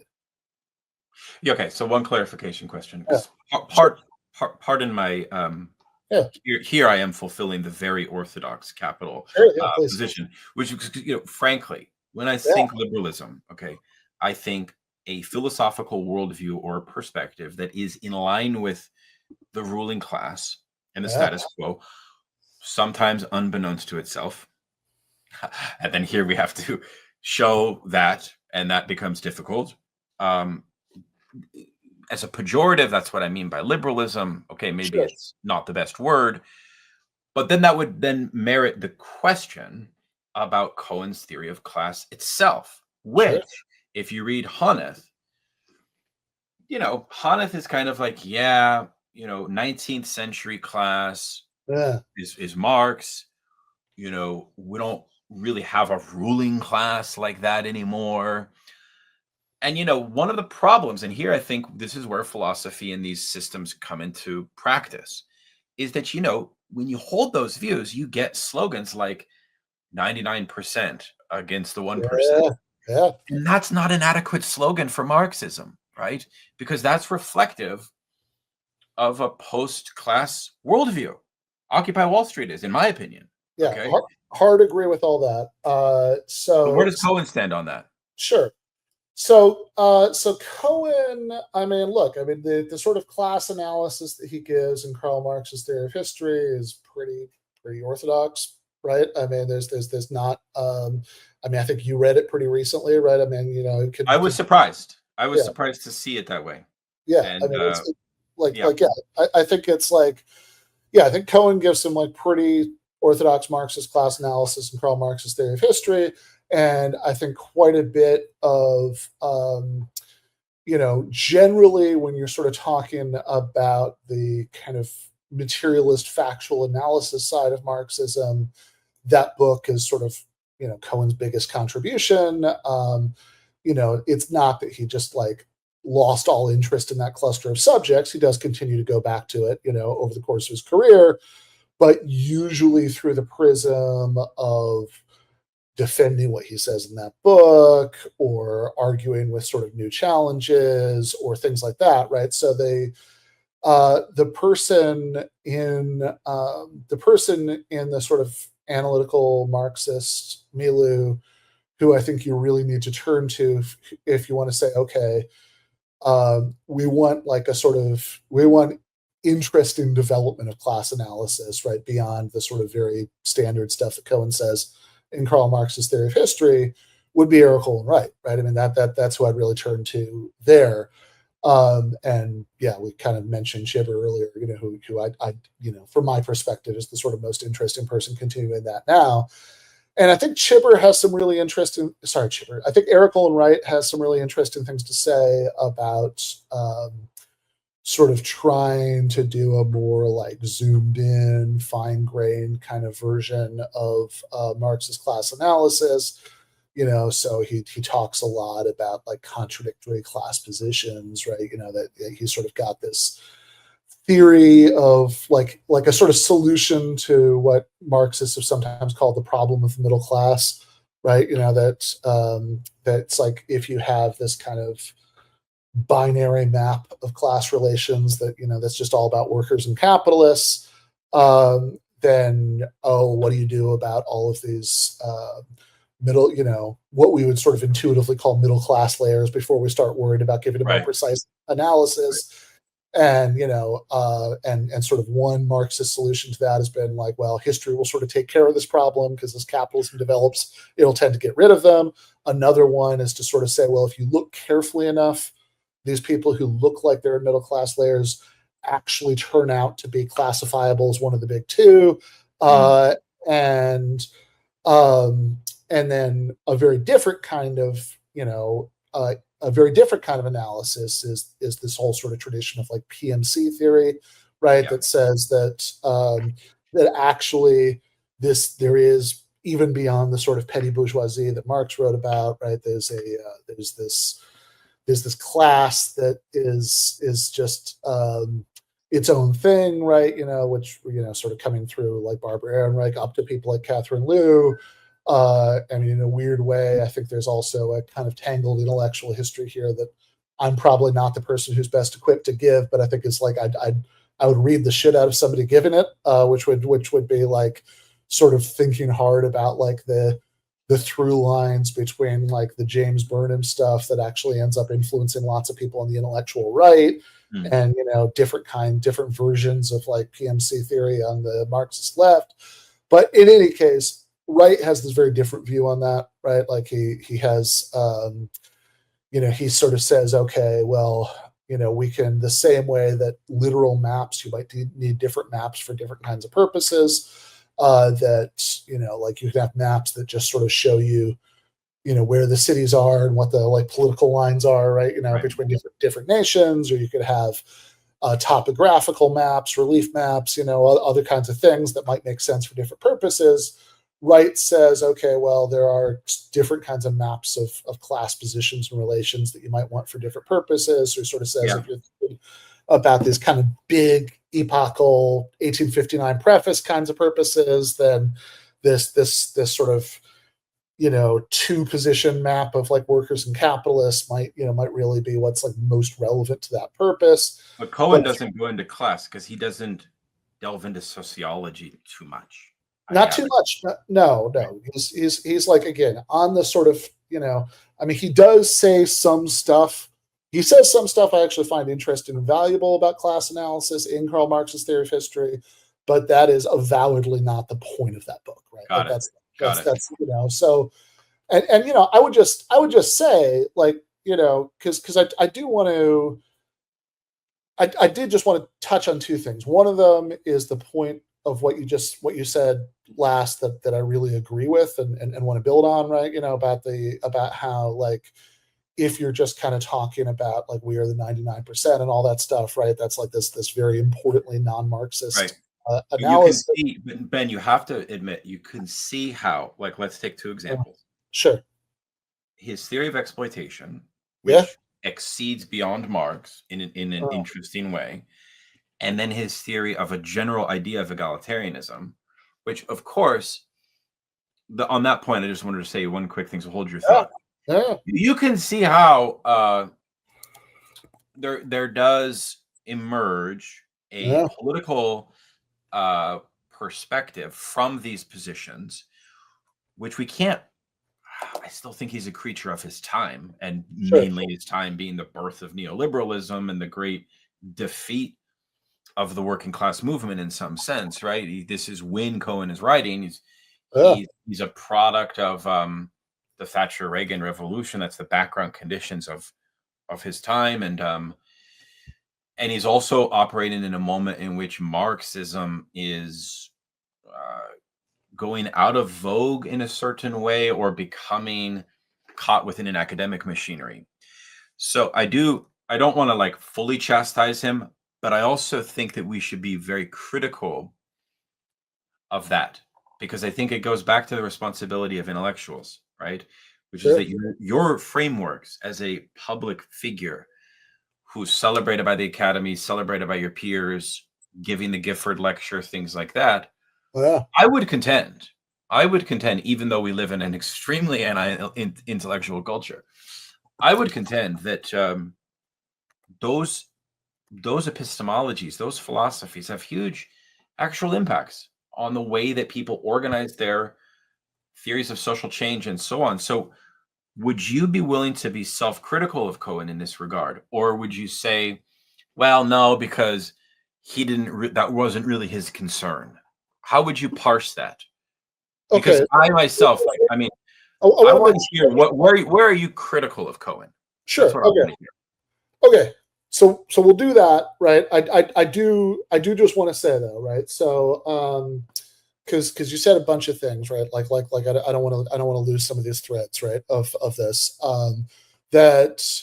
so I think that I don't think, right? Because I think that, like, if you look at what Cohen says about exploitation, I mean, there's a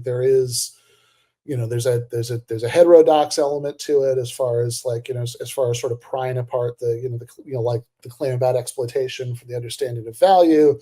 But he does ultimately say, I mean, like, as you kind of saw in that video clip of him we watched earlier, right, that that the exploitation is ultimately about what workers have to are forced by their economic circumstances to give up in capitalist employment contracts, because they have they have nothing to sell but their labor, right? So that exploitation is about that which is produced by workers, which is the surplus that's extracted by capitalists, right? Like, and I think when you talk about the sort of view about egalitarianism, look, I mean, I would just point out that in Capital, right, like Marx pretty explicitly at a few points, is like makes clear that one of the reasons that he finds exploitation so objectionable is precisely because it leads to such an appalling level of inequality in how in distribution, right? That like he, I mean, there's even a point I want to say in like chapter 17, maybe, right? Like where he's talking about, he's like going through all these different scenarios for it's like, okay, the length of the working day, the intensity and all this stuff. And like, okay, if you toggle this variable, right, but you keep the other one constant, or you change both at the same time or whatever. And there's even a place in that discussion where Marx says, hey, okay, so here's a scenario where if everything goes like this, that, and that, then the workers' wages and the capitalist profits are going up at the same time. And that sounds great, right? But he says, no, because the profits are going up faster than the wages are, which means that the sort of comparative poverty of the workers is still increasing, right? So Marx is pretty explicitly interested in inequality there, right? Like I don't see that, right, as I don't see any of that, right, as a kind of rejection of class analysis per se. And again, I do agree it's not Cohen's focus. I'm even sympathetic to the point that maybe it should have been, right, his focus, right, given the rooms he was speaking in, etc., that might have been a more useful intervention, right, than some of what he does do. For example, those Gifford lectures. I think that's actually a very fair criticism.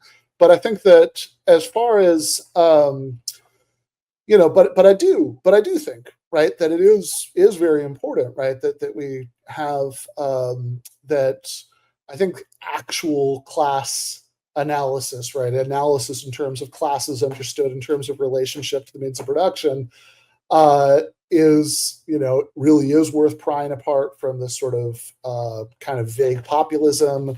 Another thinker in the same era who I like a lot, Ellen Meskin Wood, has a book called The Retreat from Class that's kind of all about that, right? Sort of saying like, and this is actually going to tie into your question about what are the places where I'm critical of Cohen, right? So where she says, oh, look at all these people who are like, sort of becoming post-Marxist. They just kind of want to vaguely talk about radical democracy in ways that like really lose the element of class emancipation, or of like, why is it that the working class is the historical agent that has to bring that apart. And so this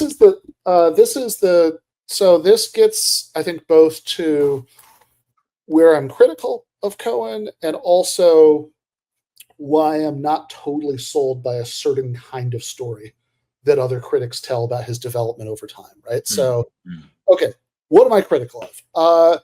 Well, those Gifford lectures that you mentioned earlier, so they're collected into a book with the title "If You're an Egalitarian, How Come You're So Rich?" I think that in there, there are actually parts of that book that I like a lot, right? But there are parts of it that drive me crazy, right? Because Cohen is, I think, talking about the sort of he's making this argument that it's like inconsistent for people with these like egalitarian political commitments who have a lot of money not to give it away. And I think that I think there's a lot of blurring there of the lines between a sort of structural analysis or like a focus on like the injustice of an economic structure and talking about individual behavior in a way that I find really unhelpful. And in fact, I really like in the essay that is the occasion for our conversation, right? In the new collection, I really take him to task for that pretty harshly at the end. Similarly, I would say, by the way, there are other people in this tradition. I'd make roughly similar criticisms of some of their late work. I mean, Eric Olin Wright, who I've said I find a lot of his stuff really valuable. But if you read like some of his later stuff, like Envisioning Real Utopias, I find it a little bit frustrating because I think there is a certain, especially because Wright did such good and interesting work in class analysis early in his career. By the time you get to that book, I think there's a decentering of those questions that I really don't like. That there's a that I think reflects a lot of what was going on politically at the time. That I think he's kind of reflecting people he was maybe in dialogue with at the time, where it is very much the era that gave rise to all that "we are the 99% stuff," and like Right. it does tend towards this sort of vague radical democracy talk that gets very delinked from class talk. And so all of that leads to, and this is a question you asked a couple times, I think, in different ways over the course of this conversation. It's like, okay, so what conclusion should we take from that? Like let's say it's true, and I think it is, right, that some of these guys and some of their later work, right, in specifically like the 2000s, right, for Cohen, because he dies at the end of that decade, 2000s and 2010s for Eric Olin Wright. In this era in particular, there are parts of their work that I think we'd probably both be very critical of for like very similar reasons. And so then we have the sort of question of like diagnosis, like, okay, is there a sort of basic philosophical mistake they might have made earlier in their careers that led them to do this, right? That led them to make these political mistakes later in their careers.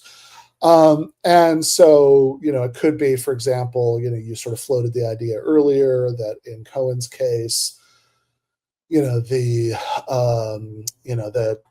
were kind of tying this to Kantianism, but I mean, I think what you need, like a certain kind of like, moral, like trans-historical moral universalism, right? Which, I mean, the details could be Kant, details could be Aristotle, right? I mean, going back to Vanessa Will's book on Marx's ethical vision, right? But I mean, that's certainly a trans-historical notion of, what counts as human flourishing that could be inhibited by different kinds of social systems.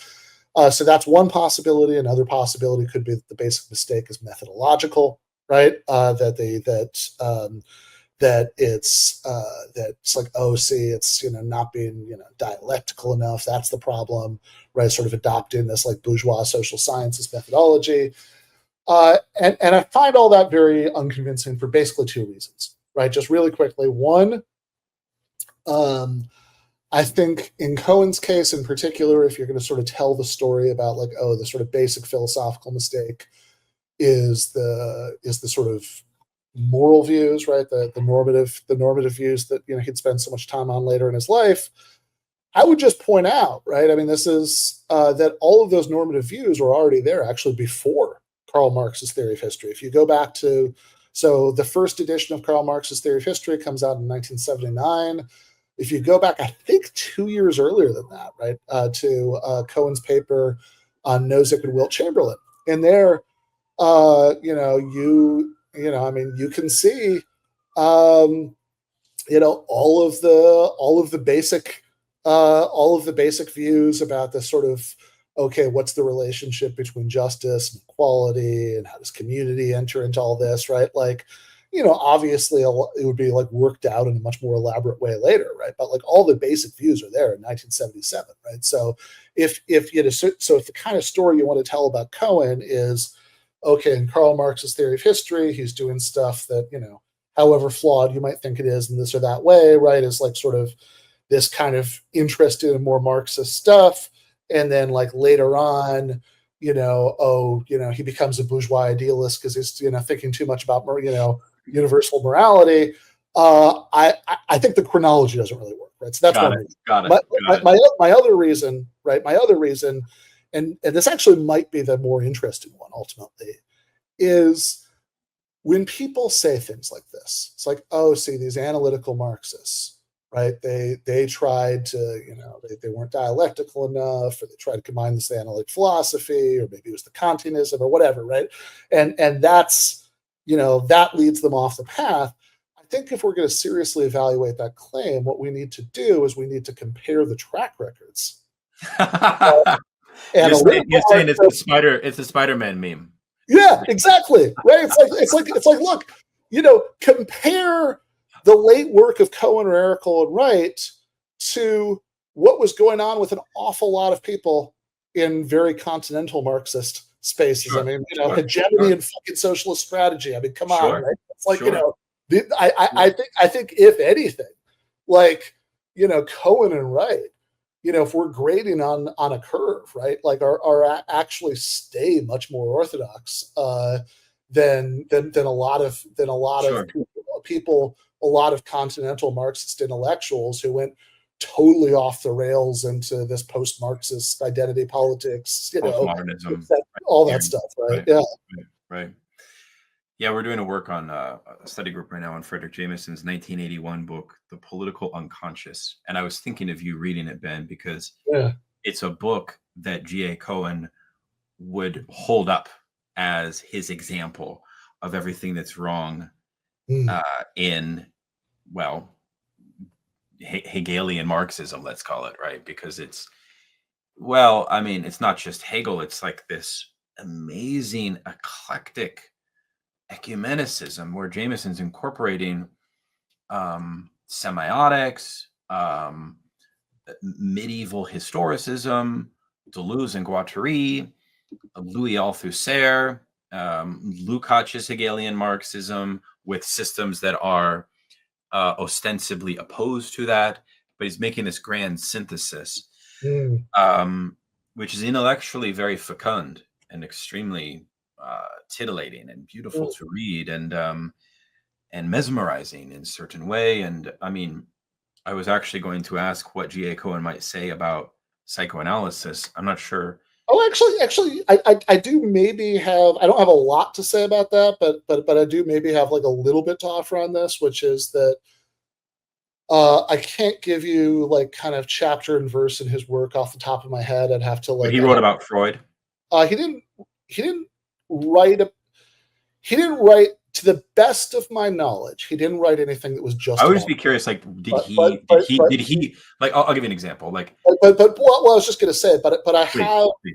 I have stumbled over the years on a few passages that the first couple times it really surprised me, where Cohen says like kind of surprisingly positive things about Freud and psychoanalysis, and it's like that's not necessarily something I would have expected him to be into, but he's like he does, and to the best of my knowledge, man, I guess maybe there's like an essay he wrote about Marcuse in the New Left Review that like maybe you get a little bit more of it there, but it's like they have but to the best of my knowledge, he never wrote anything that was like an essay just about that, where he could have really unpacked what his views were. But I think there are like a few passing references and other things that always kind of like would surprise me when I saw them. Yeah, that's very interesting. I mean, it is interesting, this question about analytical Marxism's view of the economic and ideology as you were articulating it through the class matrix by Chibber. Because one of the things that I feel the Chibber method leaves me with is a sense that Marxism does not need supplementary systems of thought to help its interrogation into alienation. And I couldn't disagree more. In fact, just because, you see, I think it's a kind of conflation that's going on here.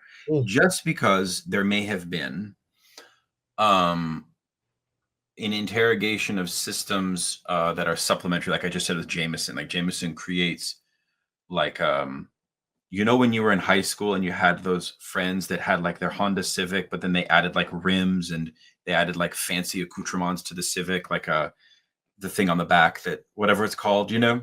Yeah, I know what you're talking about. Yeah. That's what Jameson does to Marxism, right? And it's like a souped up fancy machine. And with Chibber and analytical Marxists, it's like they're actually like taking off parts, right? It's like a purely just like sleek thing, and that's bare bones, right?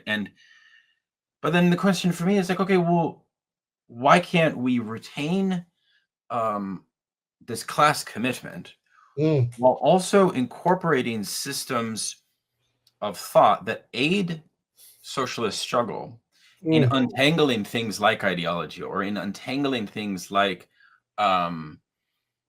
a proper understanding of of ideological investments. I mean, this is why I think psychoanalysis remains such a fascinating system of thought, because once we add a theory of the subject of the unconscious and unconscious desire into the picture of historical materialism, I think that we unravel, perhaps if we do it right, if we chart it properly, if we analyze it properly, a better understanding into the riddle of class struggle itself, and then from there, political organization.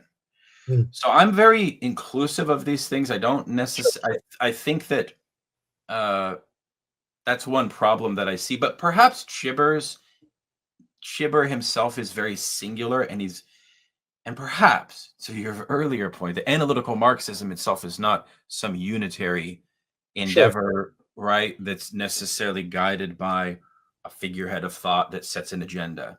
No, analytical Marxism, as you say, is a heterogeneous field. It is still a slightly unclear what unifies analytical Marxism. Sure. Could you reflect on that perhaps today? You are already articulated for Cohen at the kind of founding generation, what unified them. But what's maybe the future of analytical Marxism? And how does one join the pack or the gang? Right? Are you looking for converts? Is that what's going on here? Because I feel like Hegelian Marxism is really good at building converts. And of course, people criticize it for that because it has a quasi-religious aspect to it. Analytical Marxism, I wonder though, what is the project and what are the unifying, if any? Maybe there's not much that unifies it today. And one thing, final point, is probably you want to be careful of. Is to say, well, it's unified by some academic thing, because that's probably what you don't want, and especially because I know you're a very interesting public thinker. So how do we think the future of analytical philosophy, analytical Marxism, what unites it, and is this a project that's seeking new members, so to speak? Sure. On the final point, yes, I'll just start with that because that could be the most succinct answer, right? Answer to the last question is yes. As far as what, so like, given that different analytical Marxists have wildly disagreed with each other over questions like exactly how to understand what exploitation is, or whether rational choice frameworks are sort of a useful tool for for understanding Marx's claims about class or historical materialism, or whatever. We could pick a bunch of other subjects that analytical Marxists have disagreed with each other about, right? So given that they've often disagreed with one another's conclusions, what is it that makes this a sort of common project, right? And so I think what makes a common project, and you sort of said, okay, you don't want to be anything academic. I'd say maybe it's worth making a distinction here between things being academic in the sense of being abstract and theoretical, and things being academic in the sense of being institutionally linked to universities, right? That I think is that latter problem. Yeah. Because I think, look, I mean, I think I've been pretty open about this. One of the things that I've really realized about myself in the last 5 years or so is that I kind of actively dislike most academics.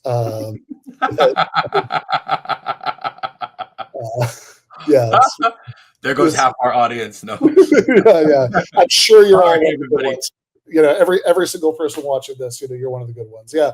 No, I think there are a lot of things about the culture of academia and the sort of politics that tend to arise out of the culture of academia and sort of tend to infect everybody, even if they think of themselves as a super radical and whatever. I guess maybe this is an entirely different conversation, but this is but there's a lot that I don't like there, right? But of course, I mean, look, universities are the place that in society as it's organized right now, people are given, to an ever decreasing extent, right? The last 5 people who still have tenure track jobs, people are given the time and resources and all that stuff to explore interesting theoretical topics. And, whether you're sort of have like a, Hegelian methodology or like an analytic philosophy sort of methodology, right? Those are both things that, typically live in, and to a great extent, not entirely, but to a great extent, were born in, right? University settings. I mean, Hegel was a university lecturer, Right. like, so of course that, those are things that historically come out of that context. But I think like just as sort of tools of thought, right? I mean, they can be evaluated all on their own, right? Without, Well, just without any reference to whether you work at a university, sure. when you're doing this. I mean, I do think that, I think that there's something to be said for, like, I think there's actually a useful discipline that's imposed by writing for non-university audiences, that, even if you're trying to sort of take things that might have originally been developed in academic articles, etc., that it forces you to think harder about what the point is, why anybody should care, like which parts actually matter, But one thing is that you need academic training in order to do that. that Can't is also That's true. also very, very Also, true, right? So it's like, that's and also another true. thing about Hegel, Yeah. everybody should go read Engels' book, Ludwig Feuerbach and the End of Classical German Philosophy. So where does he say classical German philosophy ends? He says, okay, sure, Hegel may have started in the university, but he ends in the streets. He ends in the workers' movement. And basically, it's this beautiful argument that I absolutely adore, which is, we made Hegel ours. We took Uh, Hegel out of the university. yeah. Anyways, go on. Well, right. I mean, what's the Richard Rorty line about how the conflict between left and right Hegelianism was ultimately settled in a seminar called the Battle of Stalingrad. That's yeah. And but Exactly. yeah, I look. I mean, I think that, somebody. I mean, look, I would actually say, right, that, somebody like Schibber is actually, like, whatever you think of, of his faults or virtues, or whether he's too pugilistic or whatever, right? Like, I think that he is actually somebody who's good at speaking to non-academic audiences. I think you actually will, anecdotally. So who knows, right? But like anecdotally, it does seem to me that a lot of people who actually are like organizers, in like oftentimes, do seem to find value in a lot of what he says. And it's like, look, I mean, I don't, I mean, I think, there are two different, overlapping, right? But there are two different contexts at play here, right? One is sort of having very abstract discussions about Marxist theory, which is something, I think you and I both enjoy quite a bit. And then there's the,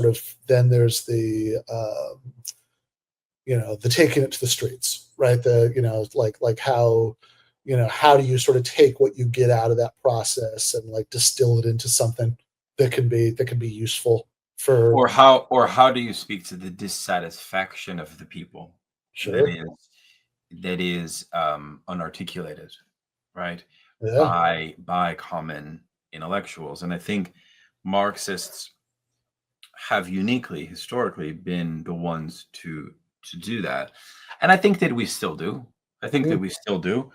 I think the post-pandemic democratization of the public sphere that has allowed for a plurality of different voices in the Marxist space to emerge is totally to be welcomed. And Yeah.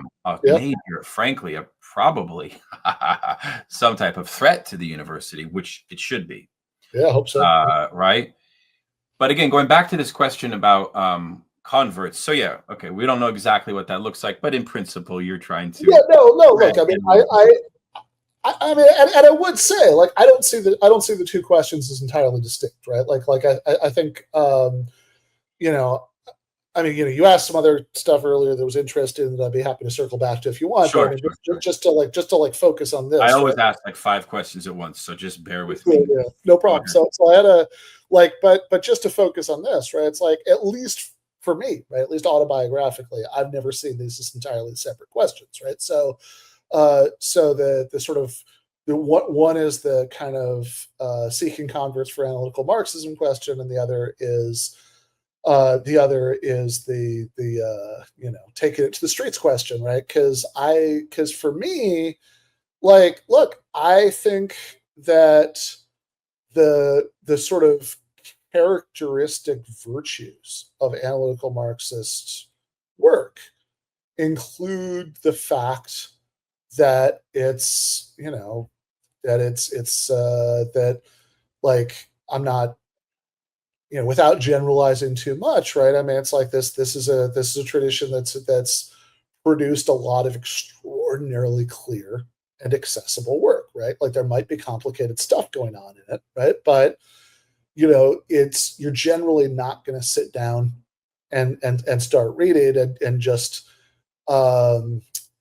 be totally lost because it's going to be assumed that you're already familiar with a zillion other things that you'd have to spend all afternoon at the library to track down, right? That they have that I think that and I think I think the sort of thing, right? So it's like we kind of spent a while earlier kind of doing the kind of finicky technical version of this, right? That's the sort of like, okay, what unites different analytical Marxist thinkers at the level of like how to think about sort of precise methodological claims, right?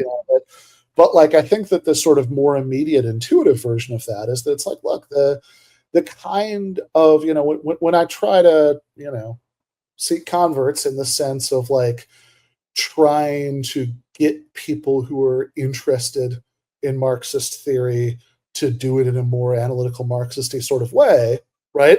Like, a lot of that has to do with just like spending a lot more time asking and answering questions like, what exactly do you mean by that, right? Like, and what, like you just said something that's like really interesting and suggestive, but what exactly does it mean? Right. And what exactly is the evidence that supports it, and et cetera, right? They have it's like, look, you just said this thing that sounds kind of profound. Here are 5 things that it could mean, right? Like, which one is it? And like, I think that, I'm not saying it's the same thing, but I think it's very closely related to the question of how do you distill what might originally be academic work, right, into a way that is accessible and useful for. No, I think that's totally spot on. That's totally spot on. And I think the use of the word scientific, which we haven't talked about, right? I find really cool, because you're not saying philosophical socialism, which would be like this Socratic gesture, which is like, yeah, we're socialists, we talk about books, but that's not all we do. We help you find out what you really want and what you're really driving towards, right? This kind of Socratic impulse. I think there's that, but I wanted to also, so hold your thought on following that, but also we do need to get to, and I know it's getting late, we do need to get to why you use the word scientific socialism. Sure. Yeah. So that's very interesting to me, but please continue. Sure. Right. I mean, look, I think that,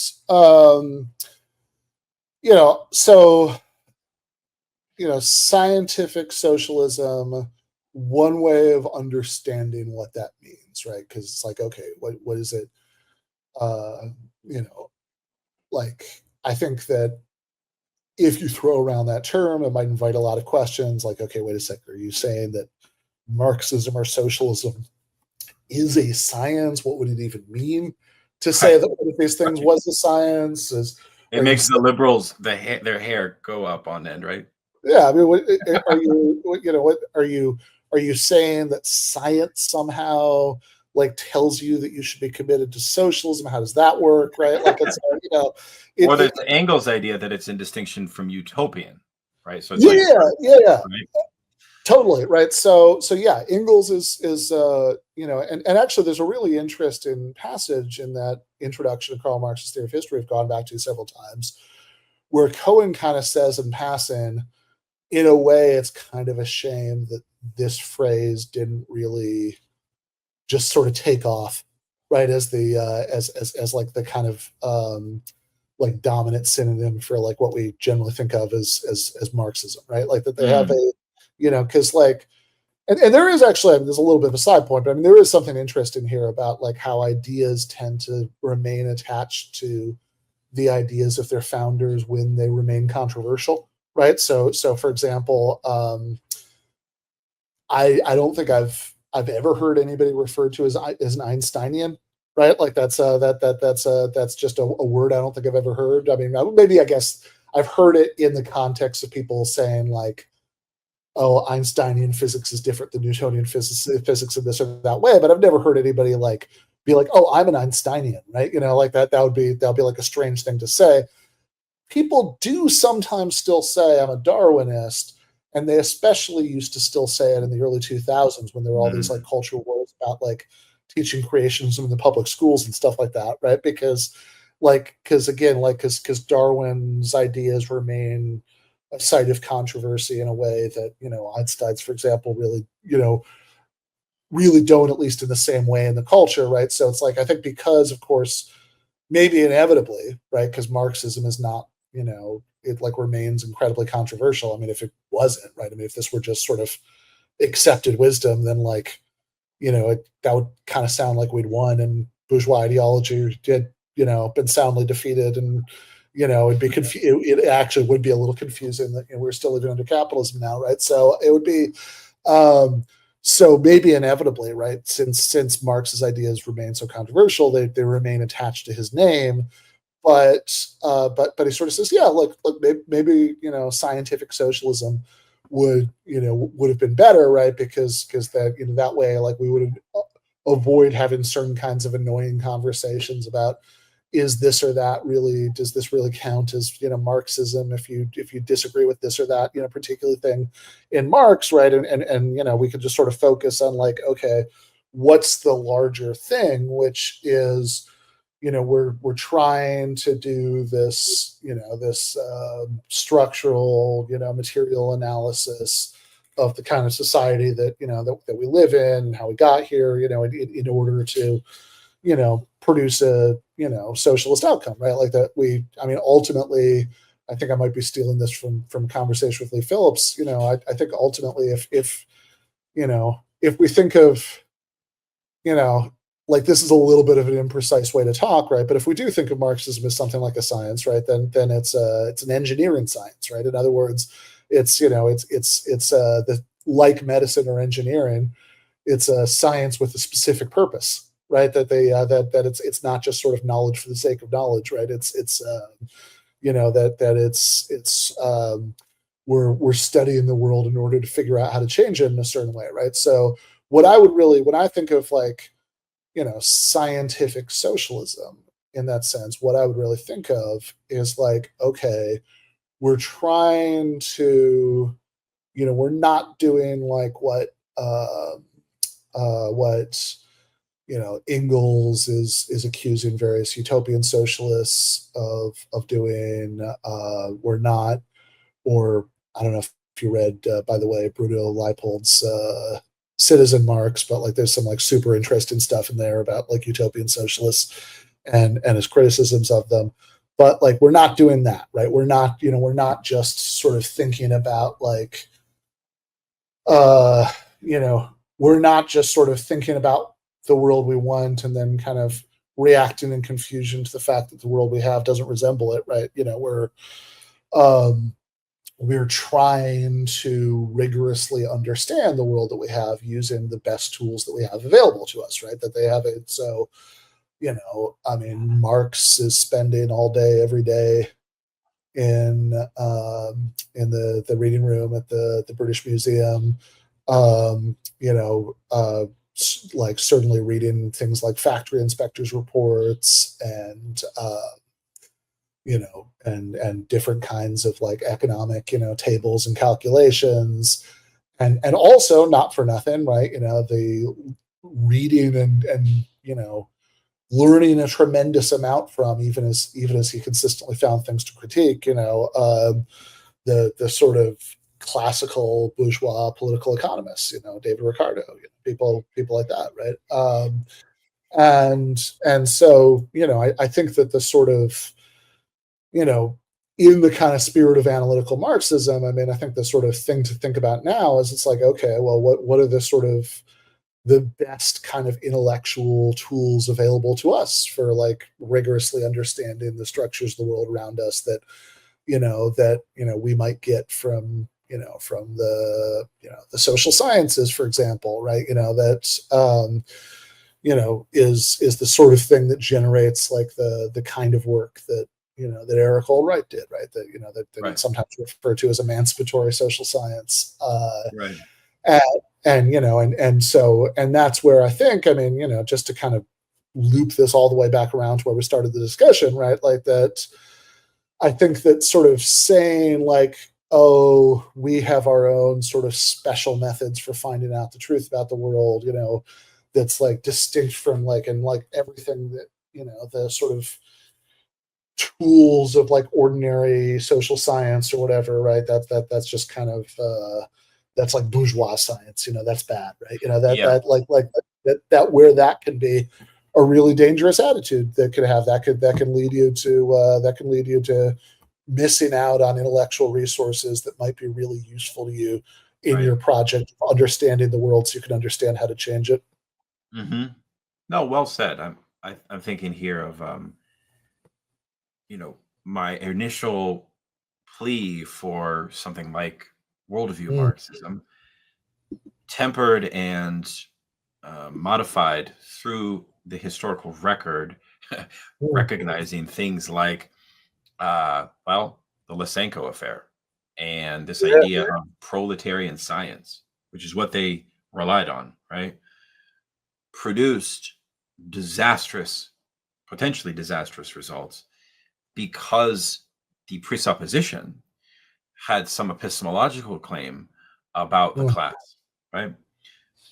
Of course, it's complex because their assumption about the working class was a mechanistic, static conception of the working class in a post-revolutionary situation, which didn't add up. And then there's many examples of that which we need to look carefully at, but still, nonetheless, something like I would defend something like a worldview Marxism from the position of a weakened class struggle, from the conjunctural point of our moment, right? Around the idea, building off of what you said in your review of Chibber, which is, the political organization of the working class needs a cultural strategy, needs an ideological strategy. So anyways, that's the side point. But I do agree with the premise also that Marx creates a sort of science of society and history that is the paramount, and that the superiority of Marxism dignifies that label of science. So I think that's a valid way to use the term. I would be remiss if I didn't make a plug for the book itself. So just want to thank everybody for such a rich conversation in the chat. And I want to share a link to, I put it in the chat as well, I'll put it in again. I want to share a link to the book so you guys can pick it up, pre-order it here from Revol Press. revolpress.com/flowers. A nice little endorsement from one of my favorite living philosophers, Ray Brassier, is right there. And you can click here on pre-order and you'll see the beautiful cover. We just want to also note that Revol Press is an independent press that I think is filling a very important space in left-wing critical theory publishing. So it's really, I think, a new effort, but one that is ambitious and Mike Watson is an extremely rigorous editor. And so that's a huge benefit of publishing and writing for Revol Press. And I've been very impressed with everything they're doing. And I think that it's worth supporting efforts like this on the left. So check out the book and please order it. Thank you to Ben Burgis. We'll have to have you come back, Ben. Maybe you can offer I was thinking, with looking at the chat, a lot of people were saying how cool it is that you write, and I didn't really mention this when I introduced you, but maybe I should have. But one of your skills as a man on the left is that you really know how to write op-eds and opinion pieces. And, you know, I know you have a Patreon and you're building your own community of converts, of course, but, you know, I feel like maybe it would be interesting to offer like a course for how people can write op-eds. Maybe, I don't know if you've ever thought about doing that or something like that. You know what I mean? Yeah, that's a really interesting idea, actually. Because this is something I feel like I've kind of had to figure out in the last 6 years. Because I got, when I first started writing for Jacobin, I feel like Bhaskar Sankara kind of taught me a lot of that, right? Because I think he because I think he like gave me that job because he liked my book and like all that, but like he had the editing process for a lot of those early Jacobin articles was pretty brutal, right? I mean, it was like a lot of it's like really figuring out how to do that. But that means you have something to teach, because I feel like that kernel of knowledge from your experience of like the grit of like, okay, I'm on a fucking deadline and I got to pump something out, but it has to be good, right? And like, how do I make it? How do I communicate my ideas in a succinct way? I feel like younger generations, a lot of folks that come to my Patreon, I feel like they do want to know how to do that kind of stuff. And I have only like the School of Hard Knocks to teach, and I don't know if that's worth anything. But maybe there's something you could offer. I think that there is. No, I think that's a really good idea. I'd actually like never thought about that. I mean, I have I teach, I've taught classes through my Patreon, but it's like on like Capital and stuff. I never would have thought to do that, but I actually think that's I think that's a good idea. I think I'm gonna mull what that would look like.